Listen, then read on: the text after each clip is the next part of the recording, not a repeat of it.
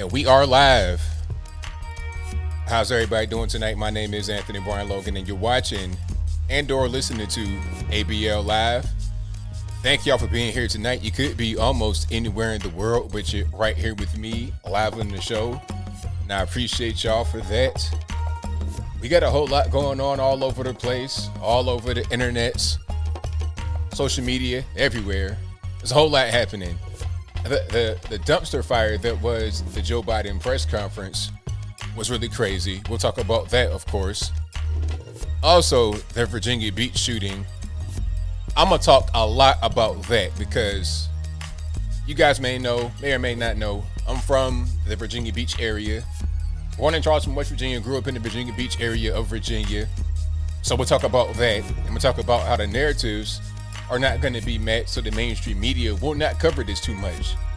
They're going to try to cover it because it's an officer-involved shooting. That's part of it, but once you hear the entire story, they're not going to want to cover it at all beyond what they've already done. Also, the Oakland BIPOC monies, they're giving out money, $500 US per month to 600 families in a lottery system. The catch is you have to be quote unquote low income and you cannot be white. We'll talk about all those things and a whole lot more on tonight's episode of ABL Live. And again, I thank you guys for being here. We got a lot going on. We got a whole lot happening, so y'all just hang tight. We're going to get through everything. And if you enjoyed the show, if you enjoyed the channel, please give the video a thumbs up. If you're not subscribed yet, for whatever the reason may be, maybe you were subscribed and you got unsubscribed, whatever it is, go ahead and subscribe to the channel right now. I most certainly appreciate y'all for that. Wow, we got a whole lot happening. This whole mass shooter narrative is kind of going by the wayside, ain't it? Oh, crazy white male. Man, it's really just kind of going by the wayside. It's unfortunate when there's any kind of mass shooting. But what they're talking about right now just is not really what's happening. But we'll talk about that specifically in a moment. I think I want to get to first the Biden press conference, and then we get into a few more things that have been going on. Really crazy things. Now, did you guys see the Joe Biden press conference? I mean, it was crazy. First of all, you could tell that this whole thing was orchestrated. It was like, it was choreographed. You understand what I'm saying? It was choreographed. Everything in it. There was nothing done that was just, you know, kind of spur of the moment. Like, the way Trump would do, Trump would simply just go out there and call on reporters randomly. They shout out stuff, raise their hand or whatever, and he called them like a teacher. You know, when somebody say, okay, you know the answer to the question? ABL, you answer the question. That's what Trump would do. But with Biden in there, everything is orchestrated. His handlers, quote unquote, which is Democratic National Party, his handlers are just giving them stuff. Okay, go out here and do this. Go out here and say that. There was pictures found. Matter of fact, I'm gonna pull this up. There are pictures of his little cheat sheet, right? Let me get one of these cheat sheets if I can find them. 1 second here. Biden cheat sheet. So yeah, I mean, the pictures were clear as day. So he's at the podium, and he has certain little images. I'll pull a few of them up. I'll pull some up that are zoomed in, and then I'll show you what the images are. Then I'll just zoom on in so you can see exactly what's going on, right? Okay, so I think this is probably the best way to do it right here. Let me go ahead and just get these organized, and then we can go from there. Oh, that's not really a good one. Let me find a better one than that. But yeah, this is what your man Joe has been doing a lot. Just the same way that he quote unquote won is the same way that he's doing what he's doing right now. Okay, put it to you like that. I will put it to you that way. Okay, I think this is probably going to be good enough. Yeah, this will work. So let me go right here with it. Let me put this on the screen right quick. And let's go to desktop. And there we go. Let's go do this. Okay, so here's one picture. This is him at the so-called press conference at the podium. And what he has in front of him is a list of reporters with, looks like, numbers by their name. I didn't even see that part until just right now. So the White House press corps has a certain number of people that are going to be in there. Like, you can't just be a random person to get into the White House press corps, the Correspondents Association. They're going to just allow you to be in there from a particular place. So you have your name and your picture, all that kind of stuff listed. And what he had right here was those people with what appears to be numbers by their name circled. So he's going to call them in sequence. And he only called 10 people on a dot, 10 people. It's kind of a really sharp number, not 13 or 9 or 17, 10 people. Really, really choreographed, coordinated.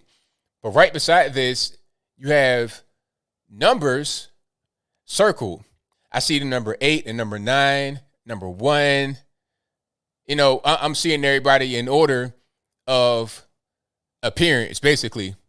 So when I was looking at him and he was, you know, he would answer a question, get done answering it. He would look down on his sheet and kind of be pausing for a minute, like he was trying to find who the next person was because he was trying to find a number. Okay, here's number 2. I'm going to call on you. That's what he would do. And of course, he had a bunch of notes that were already prepared for him to go through as well. That's a little bit of a closer image of it so you guys can see it on the screen. So I see, looks like number 1 right there. I think that's AP, which makes sense because they always call AP first back in the day. That's how I used to do it back in Obama's time, was called AP. Because that's considered to be a non-biased source, although it's very biased nowadays. That's a different story. I digress. So number 1, that appears to be AP. Then I see like a number 5, 8, and 9. So this is all choreographed. All right. And then here is another image. Let me zoom in on this one. It's probably the better one right here. I think this is about infrastructure. So he has key talking points on an index card. That's like a 4x6 type card. So it's probably about the size of a phone, a little bit bigger than the phone. Maybe about this size, probably a little bit, something like that. So he has it right there in his hand, and he's just reading off of it. He might as well be on his BlackBerry or something like that and just read from there. Or have a teleprompter, because we can see this, sir. And we know you're looking down at your notes. See, this is the difference between the way that Tony Blinken and the other man, I forget his name, I can't pronounce his name, the Chinese man at the Anchorage summit between China and U.S. Tony Blinken, the U.S. delegation representative, he was looking down on his notes, talking from there, just reading stuff from a sheet of paper. Meanwhile, the Chinese man was talking straight at him like this, no notes or nothing, just talking straight. So it made us look very weak, very just, old school, not really prepared, not really serious. If you're reading stuff from a document, talking to a world leader or a world leader representative, then you're just not even really in the game, in my humble opinion. I don't want to see this man come out with index cards talking to Xi Jinping or Vladimir Putin or somebody like that. I just don't want to see it, okay? I don't want to see it. And then you're going to have Kamala Harris down there at the border. For what? Why? What's the reason? Okay, like, I think you pretty much just threw that on her to prevent from even having to talk about it. Because why even, he should be the one that's down there if there's a crisis happening. But since, he's not really concerned about that, then it's the answer, the question is why? Why even, why even care? Why even care? So yeah, but the whole press conference, it was not good. It was very interesting how there was little to no kickback. And when Biden got any kind of kickback from the press, he'd be triggered. Like, it wasn't even kickback on this particular one. The reporter was just asking him, hey, do you plan on running again in 2024? Because Trump, by this time, already had his 2000 or the year 2020, team prepared. He already knew what he was going to do. So are you going to run? Yeah, I'm going to. Like, he was really, really triggered at that question. And then since he was triggered, people were acting like, oh, well, that's just him being challenged. No, it's not him being challenged. It's him just getting triggered and butthurt and upset for no reason. No reason at all. All right. Oh, and did they have, so I'm seeing that, wait a minute, did Kamala Harris and Slick Willie had a little summit? Okay, that's really interesting. I'm just now seeing that one. Yeah, I almost forgot about the little summit they were going to have between Kamala and Slick Willie. Yeah, talk about optics. Good night. I mean, can we just have a brain for a moment and think about optics? How that might not look too good. What time it was a Slick Willie. He might as well done it with Hillary Clinton for real, because Slick Willie right there with Kamala, and we know her history with what's her man's name? Willie Brown, is that his name? Out there in San Francisco, we know about her history with that, so that might not be the way to go about this whole situation. But different story. I'll move on. So yeah, that whole presser was pretty much a big time dumpster fire, huge dumpster fire, and it's almost like they're kind of mocking this. They know that we're like, okay, really, you're gonna go with Slick Willie? Is that what you're gonna do, Kamala Harris? And we just got to take it. And then if we say something about it, then we're being sexist or misogynistic for saying, hey, that might not be a good idea, Slick Willie. We know what time it is with you. We know how you get down, and we know how Kamala Harris gets down as well. So that might not be. Rather than just allowing us to say that, they will say, oh, you're being toxic, sexist, toxic masculinity. No, you're just not really using your brain too much. That's really the long and short of it all. Okay, that is the long and short of it all. So, again, thank y'all for being here. Definitely appreciate you guys. If you like what you're hearing so far, give me the thumbs up on the video, share the video, do all that good stuff. And I'd appreciate it if you did. All right. Hold on. There was one thing I wanted to show you guys from the whole border situation. I'm going to find that right now, because there was a clip of Kamala Harris, or it was kind of a parody type thing of Kamala at the border. I'm going to find that sooner or later. But what else we got going on here? The Virginia Beach shooting. I'm going to get, yes, Willie Brown. Thank you for that. I knew his name was Willie Brown. Downtown Willie Brown. I'm going to get to the Virginia Beach shooting in a minute. But, hold on. I need to, I have to find that video. Give me 1 second. And I'm gonna find it. I'm reading some of you guys' comments at the same time. But yeah, everyone knows how that whole thing looked with Kamala and Slick Willie. So I don't understand why, she would think anything different. Like, she would think that that's just okay. Like, that's not really a big deal. Ah, here it is. That's what I wanted. This is what I wanted. Okay, we're gonna play this right here, and then we move on to the next topic. Okay, that's not what I wanted to show. Let's go right there. There we are. Okay, can I get my regular speakers?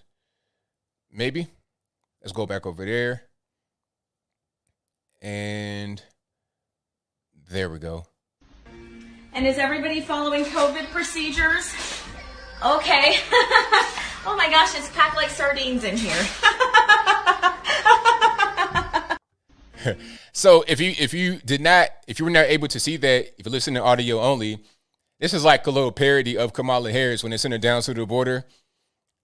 So looks like a lady has her kids wrapped up in like tinfoil or something next to the stairs in their house, and she's like walking through them dressed as Kamala Harris and doing the whole little laugh, talking about, hey, are you guys following the protocols?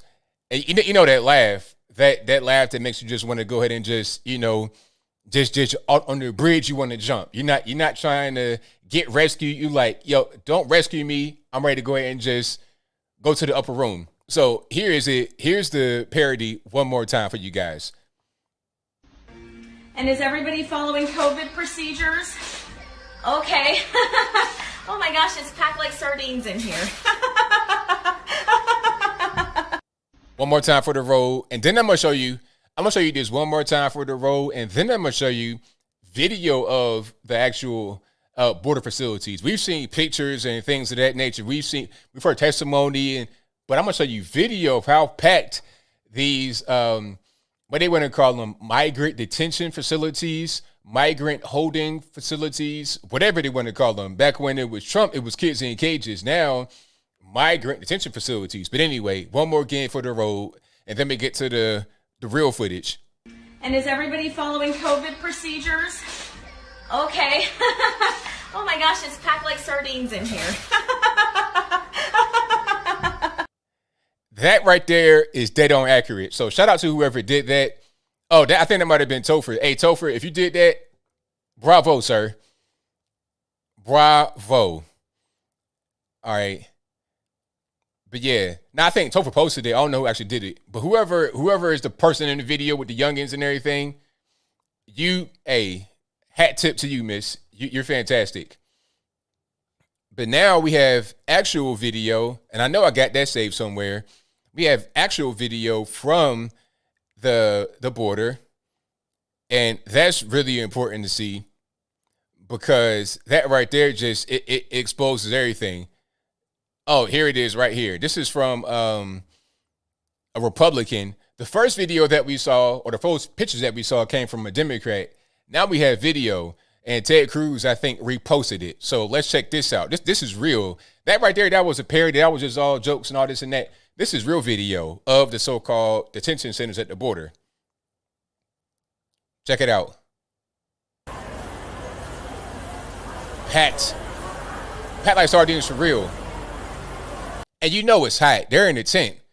How cool can it really be in the tent?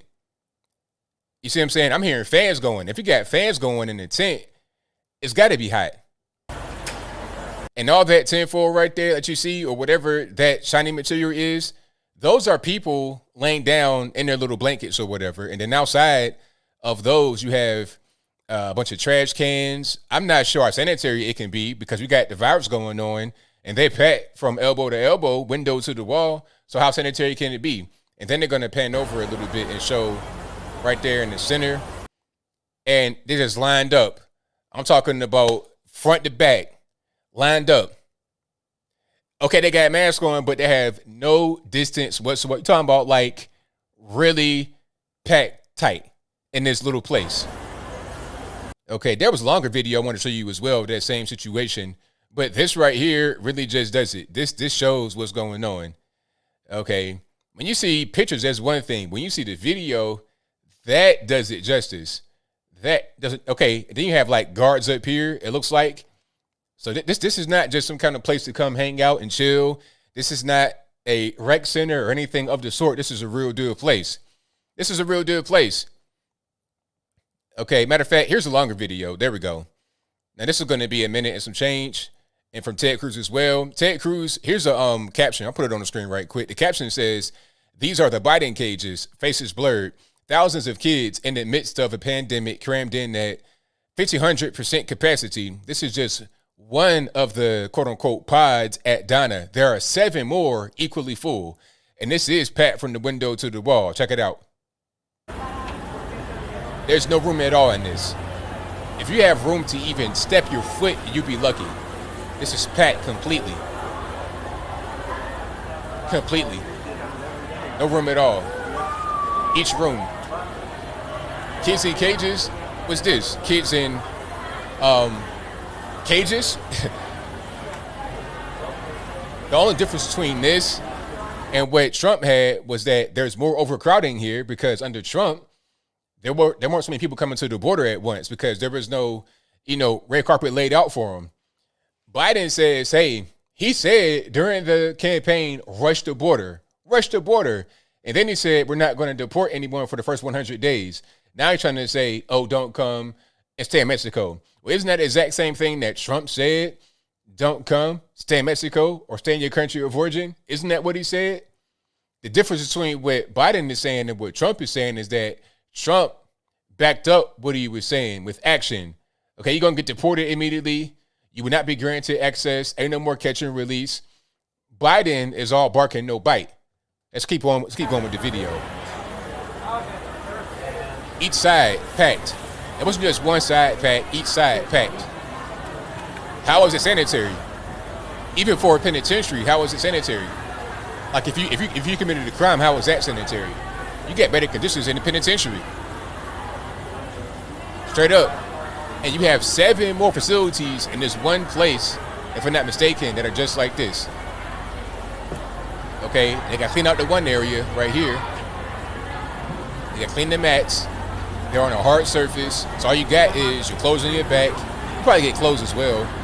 But you got this hard surface and the mats, and that's pretty much what it is. That's just what it is. Okay, so these are the biting cages. Now, where are all the activists? Where is everybody that says, hey, this is immoral, this is not right, and we got to free these people and let them into the... Where are all the activists at?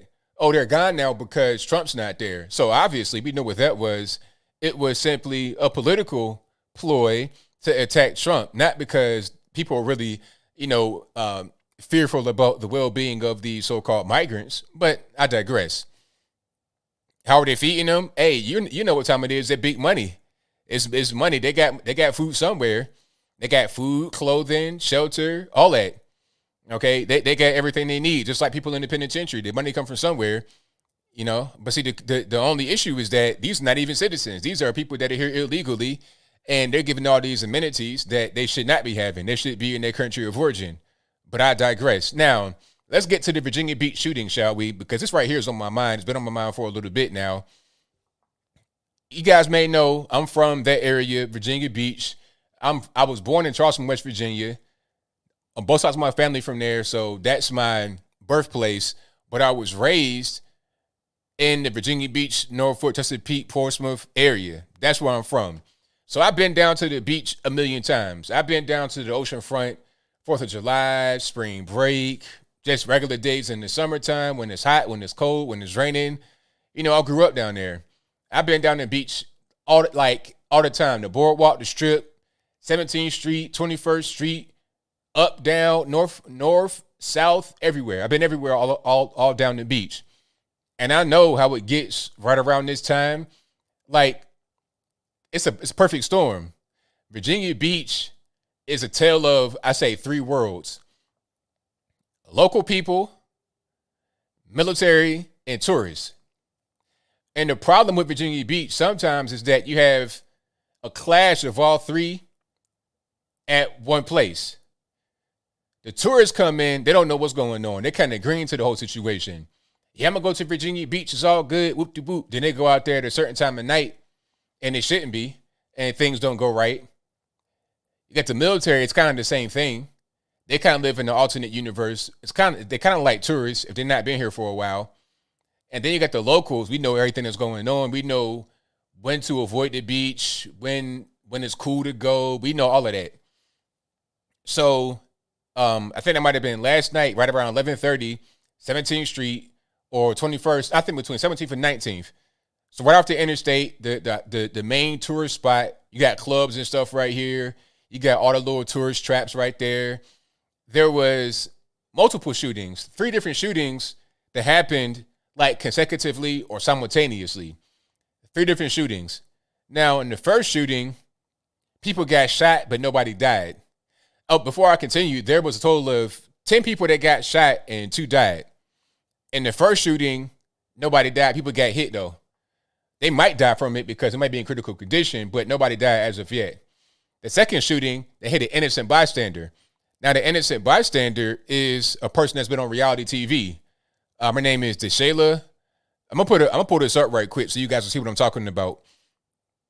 And it did hit the media for a while because it's a mass shooting. The police are involved here. I'll talk about that in a minute. 10 people got shot, 2 died down the beach. Violence is kind of coming in the beach to a certain extent at certain times of the year, but not like this. Not really. Not down the beach. Not on the ocean front. It does get violent down there, but it's not like you're not going to have gang wars down there, which is pretty much what this was. But anyway, let me get to, her name, Deshayla Harris, 29 years old from Norfolk, right? She was on the show called The Bad Girls Club. Are they going to show her? Yeah, okay, hold on. So Bad Girls Club star killed in Virginia Beach shooting. And shout out to Akatune Nation TV for pointing this out. I didn't know she was on that show. All right, I did not know that at all. So this is the crime scene right here.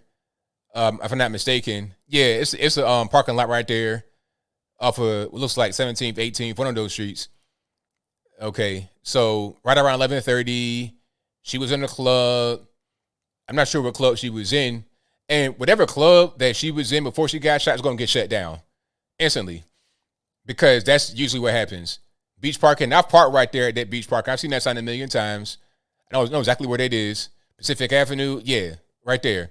So that's her right there. Yep. So that's her, DeShayla Harris. She was an innocent bystander. She was just like right here. This is her last Instagram. She was in the club just hanging out. So she was in the parking lot, probably get ready to leave or go somewhere else. And she got shot because you had some guys that had beef with each other that were shooting at each other. And she got hit. Innocent bystander. She was uninvolved with the situation. And she was involved with a second shooting. She died, unfortunately. May she rest in peace, 29 years old. Then there was a shooting where the third one, the last one, was police involved. Now, the young man, I forget his name. Let me pull it back up right quick. Donovan Lynch, 25 years old. He got shot by the police. Now, from what I'm hearing, the police are saying that there was no choice. He forced the police to do that. So I don't know if that means he had a gun and was pointing it at him. Probably so.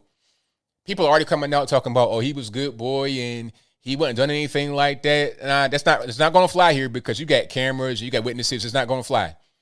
And plus, there was a bunch of melee. There was so much chaos happening down the beach because you had 3 separate incidents, 3 separate crime scenes that ranged for blocks. I think it was 17th and 19th Street. So 17th, 18th, 19th. And these are pretty decent sized blocks. This is not New York City, but they're decent sized blocks. So you got a really big area of chaos happening. You're not going to be able to get this whole he was a good boy, he didn't do nothing off. At least that's what I'm seeing right now. It's probably not going to happen. The only reason why the media may cover it a little bit is because the police were involved in one of the shootings. But once you hear the whole situation, how you get people that are innocent getting shot, not by the police, but by other people, and everybody involved is black, probably even the officer too, maybe potentially, then it's going to go away. The same way it went away in Colorado. Is that a story right now in the news, a Colorado shooting? I've not really heard about it. I'm still hearing about, what I hear now is, Asian hate crime this, Asian hate crime that, stand with Asian solidarity. But I'm not really hearing about the Colorado shooting in the same context, right? Because if the shooter is Syrian, where is Syria? Asia. Yes, it is. Oh, it's Middle East. Where's Middle East at? Europe or Asia? It's in Asia. Iraq, where is that? Asia. Iran, Asia. Jordan, Asia. Saudi Arabia, Asia. Simple. He's Asian, and everybody that he hit and killed in Colorado were white. So why is that not being seen as a hate crime at all? Or some kind of radicalized type thing by the mainstream media? So I'm not really hearing about this story too much in Colorado or in Virginia Beach or in Philly. There was another one. I think there were 7 people that got shot. 1 or 2 got killed. Chicago, we have this happen all the time. 8, 9, 10 shot, 2 killed, 3 killed, 4 killed, little kids, everything. Toddlers, babies, whatever. It doesn't really matter, right? It's all fine. I'm gonna talk about Lil Nas X. So don't you worry. I'm seeing you guys in the comments. So I don't think this shooting in Virginia Beach, where you lost 2 black people now, will be covered in the media much more, because once all the details come out, it won't be a thing where you can just point the finger at the police. I don't want to see Ben Crump. I don't want to see no ambulance chaser, bootleg, jet lag, preacher man, lawyer, or nothing like that coming down in the beach and trying to start stuff. Okay, Virginia Beach does have its problems, but don't come down there making it worse. Do not do it. Don't do it. All right, this ain't like Baltimore or Chicago or nothing like that. Not even Atlanta. This ain't like that. So don't come down there and do it. You got a lot of folks like Virginia Beach, Norfolk, Chesapeake, on up to like Maryland. You got the most black people making money out of anywhere in the country. You don't have these kinds of just ridiculous hood rat, extreme violence issues. We do have it, but not like a Chicago or a Detroit or a Philly or New York or LA. We don't have it there. So don't come down there and do it, because it's just not real. All right. But anyway, yeah, ambulance chasers. That's correct, Jack. That is correct. But I'll move right along, because we got quite a bit to get to here. What's my next thing I got on my board that I wanted to discuss? I talked about Biden, Virginia Beach. I'm gonna talk about Oakland BIPOC. I got a few more things on the list I'm going to get to. I'm going to get to Lil Nas X a little bit later. Y'all just hang tight. And Lil Nas X one, I won't be too descriptive. Matter of fact, let's get straight into it. So Lil Nas X, you may know who that is. What's that? Old Town Road, the Cowboy song. You know what I'm talking about. Ride Till I Can't No More. That young boy. So when he made that song, it was cool. You know, kids loved it. He would go out there and perform it. It was all good, right? Just a young kid having fun, cool little music. You know, got Billy Ray Cyrus on it. It's all good. Everybody's, you know, having a good time. But when he said, hey, you know what, I'm LGBT, I was like, uh-oh, that might be a problem, because now he'll go to the far, he'll go really left and do something weird. If he's gay, I don't really care about that. But when you announce it and you kind of like making it be a marketing ploy, I'm like, oh, okay, I see what's going on here. Because already in music and popular music, they want to push certain narratives, right? Once you get to like these major labels and they putting a bunch of money into you. Like, I'm going to talk about the music industry for a minute. I know a little bit about it. I've been around the music industry. I've been in studios. You know, I used to make mixtapes and beats and stuff like that back in my younger days. I've been down to Timberland Studio in Virginia Beach. Don't tell nobody. It's just us here. But I know a little bit about the music industry. One thing about the music industry is that in order to have somebody become famous, to become like top of the charts and really like out there, it takes money. A lot of money. Drake, Nicki Minaj, Cardi B, all these people, it takes a ton of money. Back in the day, they called that payola.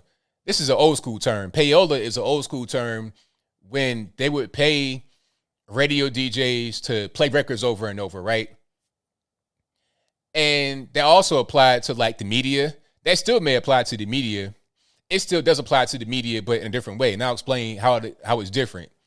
What they do now is, okay, rather than just paying the radio DJ, you know, $100, $200 or whatever the case. All right, look, we're going to buy a bunch of ads from a parent company. So you got Clear Channel or something like that, a major hub of radio, and or Apple or something like that. Some people that have playlists on these big streaming platforms. We'll buy a bunch of ads from you. Speaking of the record label, we'll buy a bunch of ads. And since we have X, Y, and Z artists, it will behoove you to play more of their songs so you can get more ad buys from us, because the ads are what dominate you as far as your revenue streams. If you're talking about streaming services and things of that nature, the ads are how you make money, right? So we're going to buy a bunch of ads, and it's kind of a wink deal. Play more of a record. Play more of the record. When you hear Lizzo over and over again, when I was in Virginia, what was that, a couple years ago? I rented a car, and I didn't have any of my music or anything hooked up to it. So I'm hearing the radio down there, 103 Jams, and they played the Lizzo Truth Hurts song over and over. I heard it. I had it been 1,000 times in the car, and I wasn't in the car that long, just driving around Virginia, like Norfolk, that area. I heard it 1,000 times. Over and over. Truth Hurts. It was like, what is going on? Is the song that hot? It's because the label are buying a bunch of ads saying, hey, play that song. So when Lil Nas X came out and said, you know what, I'm LGBT, and I saw how popular Old Town Road was, I'm like, okay, he's going to put out something next that's going to be super hyper LGBT, and that's going to be spun a lot. It's going to be very popular. It'll be a lot of cash put behind it. And now we have this song. I've not heard the actual song audio-wise, not in the least bit, but I have seen some visuals from it, and I'm gonna show some stuff. I won't be graphic. I promise. I won't be graphic. All right. I'll talk about the shoes, and then I'll talk about the shoes after the video. Okay. Now, in the video, he is twerking and like doing the strip tease. That's the best way I can explain it. Doing the strip tease on a devil. I'm not making it up at all. And of course, devil is a male. So it's almost like you watching something that you shouldn't be watching, if you get my drift. All right. So that's why, you know, I wanted to do a reaction, but how can I react to something like that? This ain't no X-rated site. I don't even know how this boy's able to, play that on YouTube. It's like, where are we at right now? This is youtube.com. We got little babies watching. What are we doing? All right. So, matter of fact, here's a little parody. This is Squidward. This is a parody of what's going on. This is pretty much Lil Nas X. And again, this is not Lil Nas X. It's no nudity or nothing like that. But this is pretty much what the video was like. This is probably the best way to explain it, okay? And I'm not making it up. I'm talking about no shirt on, long braids with baby hairs, pink braids with baby hair, stripper boots. It was like this. That's what the video was like. In hell, burning fire. That's what it was like. Okay, so if you want to see the video, you can look it up on your own time. I'm not going to play here. We got little babies watching. I'm not going to be able to do it. All right. Now, that is pretty much what was going on. And aside from him dancing on the pole, there was a Satan, a devil, dressed up person, a male, muscled up, and Lil Nas doing a striptease on him, like Janet Jackson or somebody like that at an award show, or Sierra or somebody. It was nasty. I put it to you like this. Lil Nas X is Cardi B on cocaine and heroin at the same time. Lil Nas X makes Cardi B look like Mr. Rogers. Okay, that's what's going on with that. It was crazy. Now, this is a little arena where they were. It's not going to show either one of them. Oh, yeah, it will. It's showing the dude, but you can't really see him. Here's the arena that they were on. So this is what the boy who had the song that was really good for kids and really positive and uplifting is doing now. Now, how was this for kids or positive or uplifting? This is completely satanic. And people say, oh, man, you tripping. Why are you talking about devil worship and music? Is not really a real thing. What is this? What is this? There was a scene where after Lil Nas X gets done dancing on this fool right here, he snapped his neck and put his devil horns on. Because he has horns on right there. He took the horns off and put it on his own head. All right. And then there was another scene. Oh, okay. Here's the after scene of Lil Nas X with the devil horns. So how much more blatant can you get? How much more blatant can we get? Back in the day, because I'm kind of older than a lot of people sometimes, depending upon the crowd that's watching. I remember the 3-6 Mafia days. And if you don't know about 3-6 Mafia, that's a rap group from, they're still around to a certain extent, but they're really hot in the 90s, 2000s. And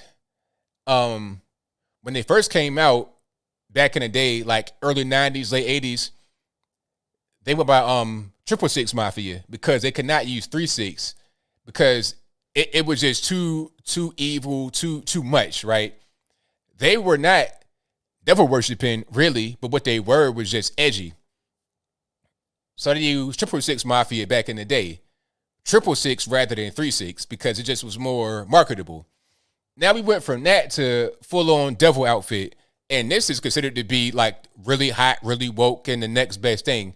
And if you say something against it, then you may be somehow a homophobe. I'm not really sure that makes any sense. Maybe you just might be a Christian. Maybe you might not want to have your children listen to evil music. Maybe you just want the Old Town Road type thing back. And maybe you don't want anything other than that. Just maybe, right? Okay, so, and then there was the shoes. Okay, I'm going to get to the shoes. All right. Now, we don't have any shirts off or nothing like that in this one, but here are the shoes. Now, these are Nike Air Max, customized to be devilish. But, I don't think these are from Nike necessarily. And if I'm wrong, let me know. Yes, they are Nike Air Max, but it may just be a company that are doing like variants or whatever they call it, like custom edition. They can make these on their own, aside from having an endorsement straight from Nike.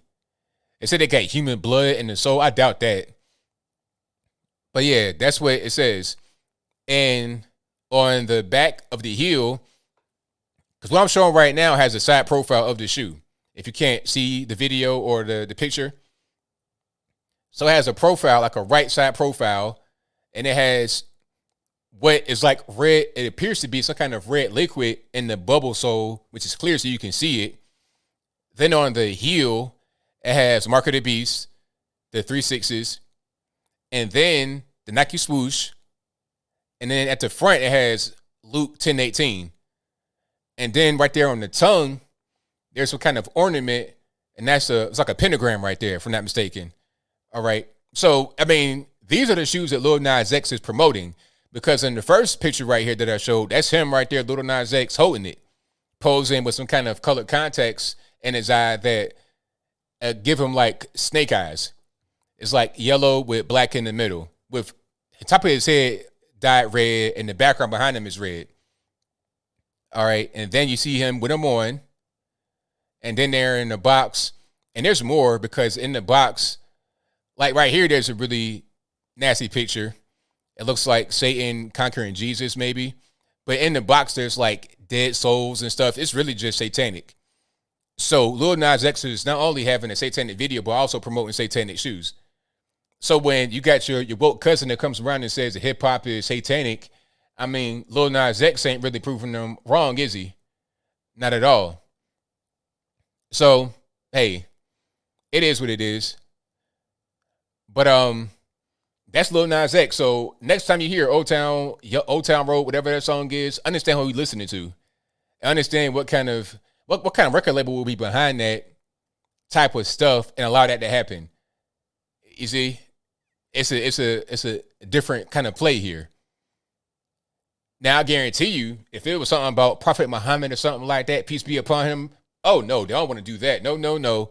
You would never see nothing like that in no mainstream media, music, record labels. No, never, ever. Because they already know what time it is. They already saw the Charlie Hebdo. They don't want to get La Watt Bar, you understand? But I digress. Okay, what else we got going on? There's quite a bit I want to get to.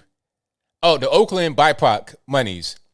Now, I did a video today about Oakland, California, how they're giving out $500 per month to non-white families in a lottery system, up to 600 families. So once they reach the magic number 600 families, it won't be any more money given out. And you got to be BIPOC, Black, Indigenous, People of Color, BIPOC. So this means you can't be white and get the money. But a study revealed that 8% of Oakland's white population is below the federal poverty line, which is like, 12,500, something like that. Extreme poverty. You're talking about people that are homeless, basically. But the threshold to be able to get this money is considered to be low income, but it's not really. I guess it is for Oakland, but not for the rest of the country.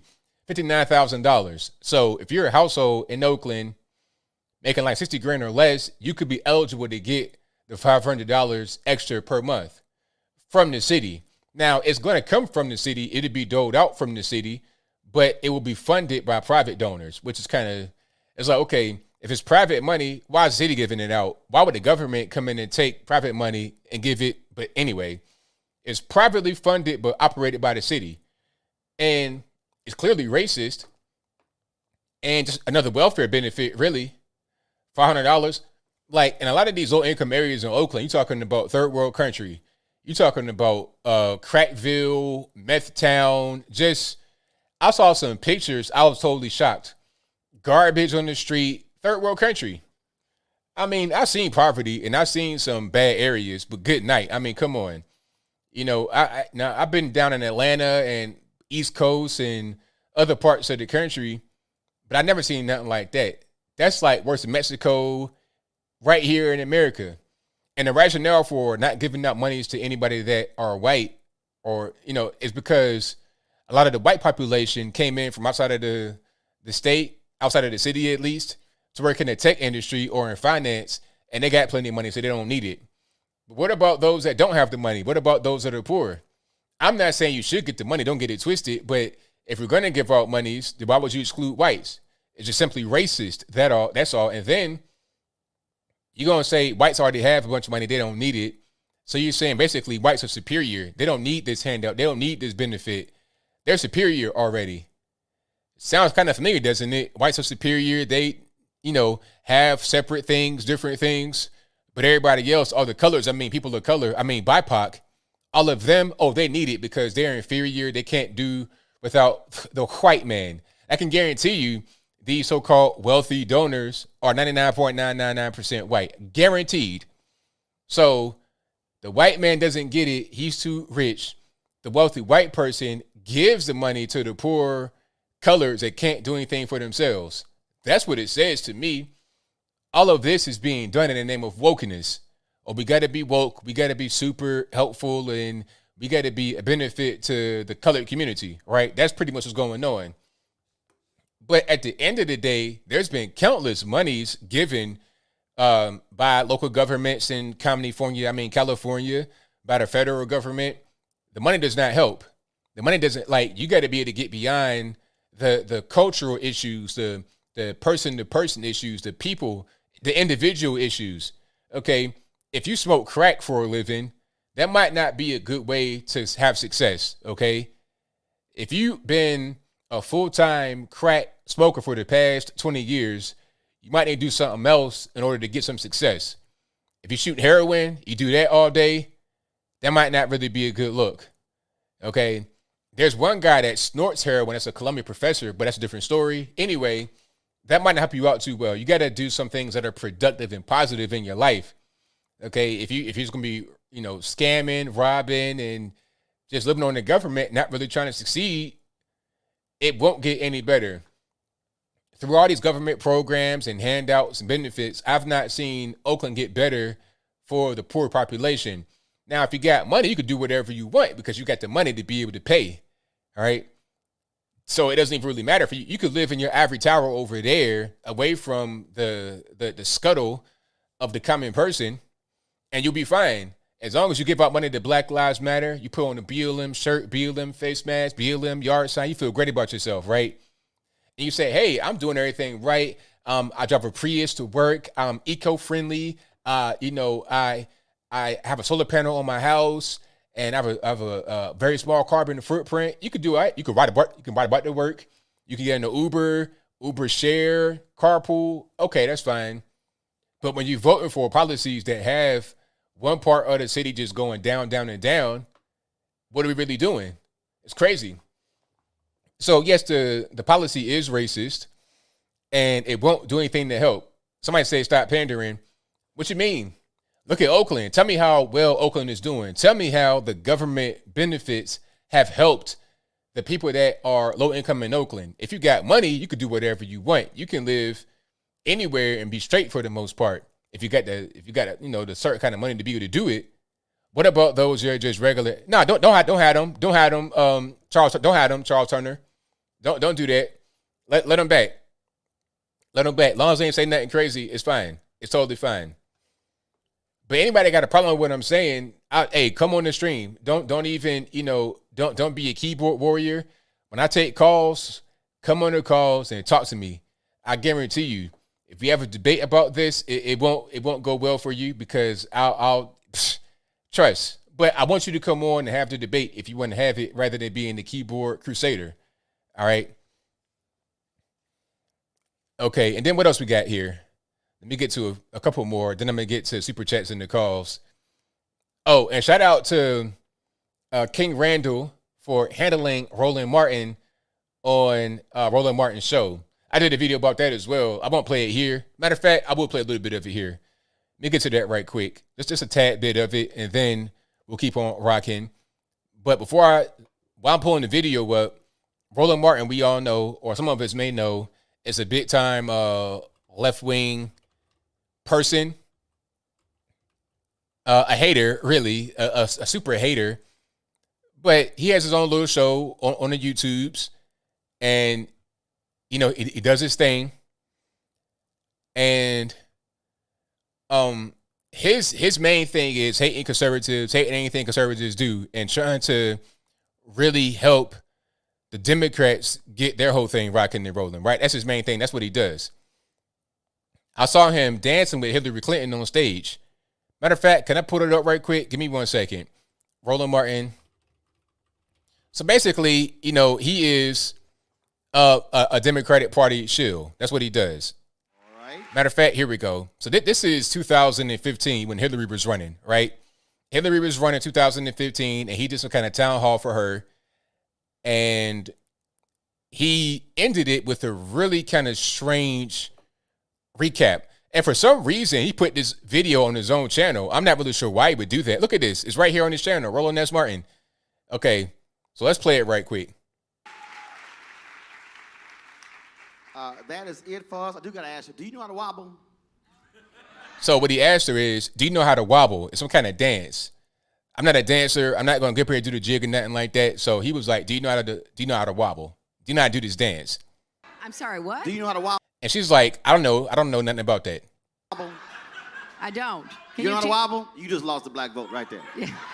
Karen, the black folks in your staff need to teach you how to do the wobble. Trust me. Can you show me how you do it? Oh, I can show you how to do it. You're going to pick up some votes, trust me. But I got to see it in order to know it. You need some music. I don't really need the music, but I'm just saying. Okay, who can show me? Come on, don't be shy. I told y'all Black Network we do a little bit different. Well, you raised it. Now don't leave me hanging out here. You want to put my iPod on? I got music. Maybe. And the crowd's looking like, okay, what are we doing? Look kind of like some really nervous glances in the crowd. Like, is he gonna get up here and dance with this lady and do the wobble? But yes, he will. Yeah, plug this up right now. He's nervous too. He don't want to do it, but now he got to because he brought it up. Y'all know I'll put it on now. Secretary Clinton, it's a pleasure. Thank you so very much. Claflin thanks you as well. Round of applause, please. Democratic presidential candidate. Thank you, Roland. Secretary Hillary Clinton.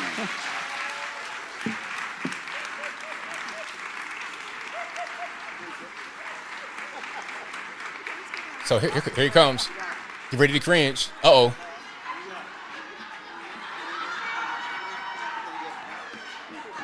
That's how I told y'all I don't need the music. Don't let the ass gotta fool you. So that's the kind of guy that Roland Martin is, right? To get on stage and to do the wobble with Hillary Clinton because Hillary Clinton is a Democrat and he is a Democratic Party stooge. That's him. But I'll move along.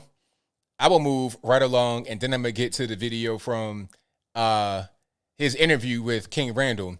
Now, since King Randall lives in Georgia, Albany, Georgia, and he has this program called the X for Boys, where he teaches boys how to get skills and to get trades and to not go down the wrong path. You know, a lot of black boys doing the right thing, real community activists, rather than talking about his school. Roland wants to talk about, voter suppression in Georgia and Trump and stuff like that. But King Randall's like, look, that's not my fight. I'm over here talking about the extraboys.org.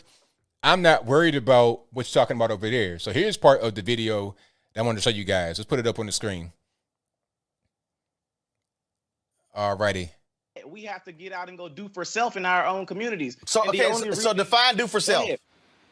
When I say do for self, you shared one of my tweets, my videos, and I was actually a big fan of yours, but you shared one of my tweets when I said black people need to stop begging the government and go and do for self out in our communities. You shared the video and called me an idiot. I didn't see anything idiotic about that statement at all. So when you say do for self, like what? Mm-hmm. Explain that. Okay, for example, here in Albany, Georgia, we complain about our school systems a lot. Many of our young men can't read. They have very horrible literacy rates. We don't have any rehab programs here for juvenile offenders. What I decided to do, I started a program 2 years ago, decided to do for self. Now, pause right here. Roland Martin's face throughout this whole thing is just really just kind of scrunched up, really just not positive or not encouraging to the young man, just really kind of scrunched up. But he is like saying everything's got to do. So let's keep on going. Matter of fact, I roll it back a little bit so you can hear him at the very beginning, go through his talk. So I kind of interrupted. And then you're going to see Roland Martin's face. So let's roll it back a little bit.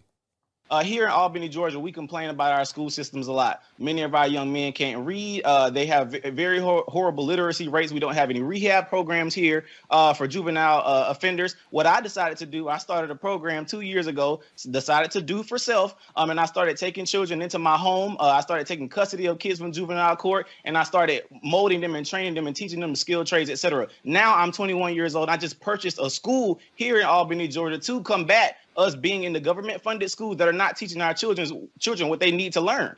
So that's what I mean by do for self, simply getting up and going out and do it. So I beat the stereotype that I'm young, black in America, and I can't do anything because somebody's holding me down. Absolutely not. So a question. Teenagers went and go ahead. Me and some teenagers went and bought a school, and we just bought a school bus simply from going out and doing work. We decided to go fix our own communities. I'm not expecting anything from no politician. I'm not expecting nothing from Donald Trump, Joe Biden, or nobody. We're gonna go do it for ourselves, and that's what I believe we need to be doing. I can vote, sure, but nothing's gonna change in our community. So you went into boom. That's why and Roland Martin was so upset at what he was saying, which was great. I mean, that was fantastic. Bravo to the young man. 21 years old, bought a school, helping out young boys get real skills, real trades that they can actually use out there in the world, and they can get money from it. Okay. Rather than congratulating a young man, giving him encouragement, he must have this big scrunched up face because Roland was talking about, oh, well, you got to vote for the right thing. Vote for this, vote for that, voter suppression. He was so focused on that, he was totally ignoring what King Randall was talking about when it comes to the school and what he's actually doing out there at 21 years old. Okay, so that's what I like to see. That's what I'm talking about right there. And that video, like I said in my video, is the difference between a liberal and a conservative. One side says government, government, government all the time. They are the reason for the season. Government this, government that. On the other side, we say, you know what? What can I do for myself? What can people around me do? My friends, my family, what can we do for each other? All right. So that was fantastic. Shout out to King Randall. His school is called The X, as in a letter X, thexforboys.org. It's right there on the screen. I'm going to zoom in a little bit. You see, thexforboys.org. I'll link to this right here. I'm copying it right now. I'll link to this in the chat box right now. And in the video I did about this earlier this week, it's in the description box of that. Also on my website, I did an article about it.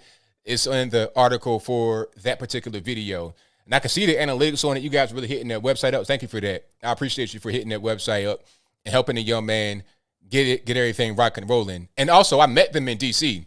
These guys are legit. I met them in D.C. at the Blexit event. We went to the White House back in October. I met them.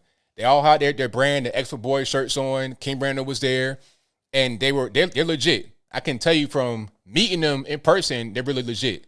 So shout out to them. All right. And then the X for Girls, I don't know where the X for Girls is. You know, I don't think that I'm not really sure that he'd be able to do that on his own. Maybe that can be the next thing, the X for Girls, if they need that. But that might not be in his wheelhouse. He might be to do the X for Boys. The X for Girls could be next.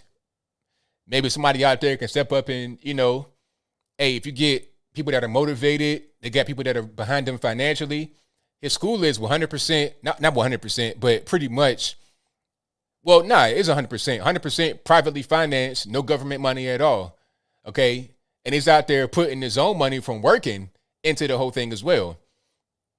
Adopting kids and helping them get on the right track at 21 years old. All right. So let me put this right here in the chat. The xforboys.org. All right. And okay, I got super chats, if I'm not mistaken, and then I'm going to get to the calls. So y'all just hang tight. Let me just find where I'm at right quick. And thank y'all again for being here. If you enjoy what you're hearing so far, please give the video a thumbs up. Also, share the video, like the video, do all that good stuff. I'd appreciate it if you did. Super chats on that. Let's get to those right quick. Let me move on to the calls. Let me see. Where am I at? Let's go right here. Thank you to Apu Bakr, who says, rest in peace to the victims of Boulder, Jahai, Trelana Bartariak, Suzanne Fontaine, Terry Liker, Kevin Mahoney, Lynn Murray, Ricky Olds, Nevin Stanisic, Danny Strong, Jody Waters, and Officer Eric Talley. And thank you to Apple, who also says, great live stream on Wednesday, March 24th, 2021. ABL. Want to clarify my super chat. Sheila Lee, Democrat Right Sheila Lee, said border is in crisis, blame President Biden. Okay, interesting. Apple also says opinions on Roland Martin and Malcolm Nance. Well, I gave it to Roland Martin just there, and Malcolm Nance is no different. Malcolm Nance is just kind of a more lower profile type person. Roland Martin has more of a presence in media, although it's not very big, he has more of a presence, at least among black media. But Malcolm Nance is just the MSNBC crusader, and that's pretty much it. You know, they wanted me to audition to be on HLN back in 2017, like at the top of 2017, like right when Trump won. But first of all, I'm not really trying to be on a network only. I want to have my own platform where I can I'd rather have a small platform of my own or a good platform like this on my own rather than going to a big network like HLN, which is pretty much CNN, and going over there and be just getting beat up on occasionally. I'm good. So that's Malcolm Nance. He's an MSNBC crusader. No solo platform of his own at all. Where's the Malcolm Nance show? I've not seen it. Anyway, and of course, a big time leftist, stomp down leftist, a black leftist, a hater as well. I think he hated on us when he went to the White House. It might have been Malcolm Nance or one of these guys. They're all kind of the same to me. When they, it's just, left-wing propaganda, that type of stuff. Not a fan.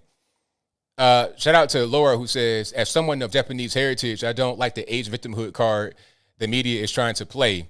It feels icky and like they are trying to use us. Oh, you're right on point. They are trying to use you because I think, my opinion is I have no way of being able to prove this, no way of being able to verify this. But I think the ultimate goal is to have it to where if you say anything bad about China or the Chinese, then they're going to try to censor you. Because it's going to get to the point where China has so much influence over the world, their politics will start to interfere with ours. So that might be the play they're trying to pull right now. We've already seen it with the NBA where, Kevin Mahoney, I think that was the former CEO of the Rockets. I mean, the GM of the Rockets. He has said something about free Hong Kong. And that tweet pretty much, it was a spiral. It was a storm that went out of control. And after 16 years, he was removed from his seat as GM of the Rockets. 16 years off of one tweet about free Hong Kong. So I would not be surprised that they were trying to say, okay, if you put your hair, if you touch one hair on the chin of a Chinese person, you're going straight to Gitmo, big rocks, little rocks. That's pretty much it.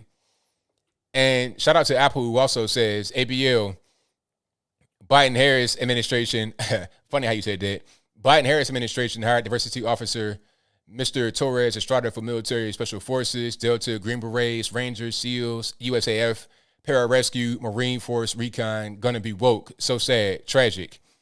Yeah, it's a lot of that woke military stuff going on right now, unfortunately. That shouldn't be what they're used for, but that's what's happening. He also says, of course, Torres Estrada tweeted racist meme last year. Golden Lot being let go, Bears being arrested. Why are progressive Democrats the biggest racists? That's the case. I get called every single racial slur, anything racially derogatory, I get called every single day in some way, form, or fashion through, it's always like people that on the internet, never in my face, ever, but always on the internet all the time. That's like, I'm not even really, I never heard it from the right when I was on the left, but I always hear it from left now I'm on the right. So what the left tells you about, the right, they're racist and they hate black people, it's really them that hate black people. They want to it's projection. They're pointing the finger over there, but really it's them. It's like, hey, no, go over, look over there. Ain't nothing over here. They got all the drugs and the pills and the guns over here. Say, oh, look over there, it's over there. But they got it right there. That's pretty much how they do. Oh, we got tea on deck. Let me see. Mr. President, houseplant is a bumbling fool. Thank you. Already. Mr. President, houseplant is a bumbling fool. Unfortunately, he's our bumbling fool. Exactly. Apple says, you doing wrestling or Krav Maga? Hashtag home defense. That's not really my wave. The anti-view says, 3 mass shootings on 326, 25 shot, 2 are dead. Mainstream crickets. Also, did you see a guy was found in Atlanta Publix bathroom with 6 guns and body armor? I saw that. Yeah, it was crazy. It was totally crazy. Like the guy was open carrying these guns too. I don't know what he was thinking about. You just had the massage parlor shootings. He went into Publix with full body armor on, open carrying shotguns, 4 handguns, and he was holding a rifle in his hands, like about to go use it. So yeah, everybody got scared, called the police. I'm not sure what the result is going to be of this, but yeah, it was crazy. It's like, sir, what are you doing? And he was black, of course, so you're not going to hear too much about that. You won't hear that. If it was a white guy doing that, oh, nah, that'd be, copycat, terrorist, trying to, he's a Trump supporter trying to intimidate people, all this and that, and the third. I'm not sure what crime he committed necessarily because you can't open carry, but I'm not sure you can do all that now. And I'm not sure that he had every weapon registered. So I don't know what's going to be the result of that. Shout out to King Randall, 21 by school to teach. Exactly. Thank you to Madness Fair 80, who says thumbs up emoji. I appreciate you for that. Thank you to Ryan Walker, who says new flags and new glasses, ABL ball not in control. Yeah, and shout out to my man over at bhedesigns.com for the flags. He had told me a while ago, man, we need some new flags, man. Get some new heat in there. I'm like, hey, we can do it. And I have all my flags still. I got 4 flags on the wall. I got the other ones over there, and I got these right here. So if I want to change them out, do mismatch, or what, I can do that because I still got the other ones over there hung up. So these flags are brand new. I made them kind of custom. It's kind of hard to see the stripe on that because of the light, but that's a red stripe right there for firefighters. And then you have the blue stripe for police. And then you get the 1776 with the big 76 right there in the middle, and then the Starfield around it with the more natural look. I like it. And if you want yours like those or whatever you want, go to bhedesigns.com, and I'll put a link to that right here in the box. I use my affiliate link so they know that I sent you. And hold on, matter of fact, this is it right here. It's also always in the description box, of course. Every video is in the description box. And the best place to go for everything is the website. Also, if you want one of these I Survived the Pandemic hats or tees or a bunch of I put like 20 new shirts and hats and mugs on the website. It's a totally new website, ablmerch.com. Head on over there right now and get what you want. Much better fulfillment, much better everything, much better. The site is just much better. I'll be putting more and more stuff on there. And I can do more than just hats and shirts and mugs. I'm going to put license plate holders, wristbands. I'm going to do everything on that site. So ablmerch.com. All righty. Let me see. And shout out to Bob for the super chat. Thank you to Ghost of Comments Past, who says, quote, the only reason the government would want to disarm you is because they're about to do something you would shoot them for. What's her face? Thank you for that. Shout out to the anti-view who says, what's the difference between revitalization and gentrification? $10 million to rebuild and revamp George Floyd Square. Sounds pretty similar to me. It's the exact same thing. There's no difference. See, revitalization, I think someone may see revitalization as something that money, like, okay, let's say your neighborhood is kind of run down, right? And efforts are done to fix it up. Well, in the process of doing that, you're going to have higher property value, which is a good thing. Like if you're a homeowner, generally you want higher property value, right? Because that means you're going to have more value to you because this is your property. Whether you're paying the mortgage or you own it outright, it's worth more. So if you want to sell it, you can get more money. So you will want higher property value, but what happens is people that live in these houses did not do necessary things to be able to maintain their house, number one. And number two, they don't have necessary income to be able to afford it when taxes go up. So then they're effectively kind of like removed. They got to sell, or if they're renting, the rent will skyrocket. So now they got to leave. But really, if they're living in a bad area, a lot of them would say, hey, can we get a better area? Can we get a better neighborhood? It's here, but you got to be ready to pay for it. You can't just live in poverty and live like you don't live in poverty. And that's just not how it goes. If you want to have a better neighborhood, be ready to pay for it. And if you don't, if you're not ready to pay for it, then when your neighborhood becomes better, move to a different ghetto and live like that. That's pretty much it. Shout out to Apu who says, Democratic administration, 86% of USAF pilots are white. Bad. I mean, at a certain point, how can you really determine who's going to become a pilot? At the end of the day, it's a profession. You can choose to go into it. I mean, okay, the majority, 86% of USAF pilots are white, and that's bad. Well, how about 80% of the NBA is black? I mean, what are we going to do? People choose professions either they're good at, they want to do, whatever it is. You can't really, in the Air Force, as far as I know, you got to be like, you can't just be anybody. You got to have a little bit of, that brain power. So if you got guys that's got a 1.3 GPA, what you going to do with that when talking about the Air Force? But I digress. Shinra's Demise says, you're laughing. That's Kamala in a nutshell for sure. Talking about that video I played earlier, that was crazy. Shout out to Paula Sturgis, who says, in honor of Biden's baked potatoes. Thank you. Matthew Phillips says, where's the progressive cis female heroine AOC at? Noel Garcia says, ABL, you can't say pat from the window to the wall without completing the sentence. I can't do that, man. We got little babies watching. LOL, by the way, those new flags are looking fresh. Thank you for that. I appreciate you, boss. Shout out to Monroe Doctrine, who says gang violence in Philly and Virginia. So gun control, ? Jim Meagle wouldn't be proud. Oakland is also a dump. Marshawn Lynch has done more than the city. Exactly.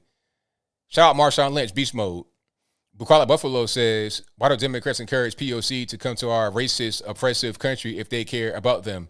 That's my question. Okay, I mean, why come here if it's so bad and racist and oppressive? And why does anybody live here? Why do all the activists continue to live here? I'm kind of having a hard time figuring it out.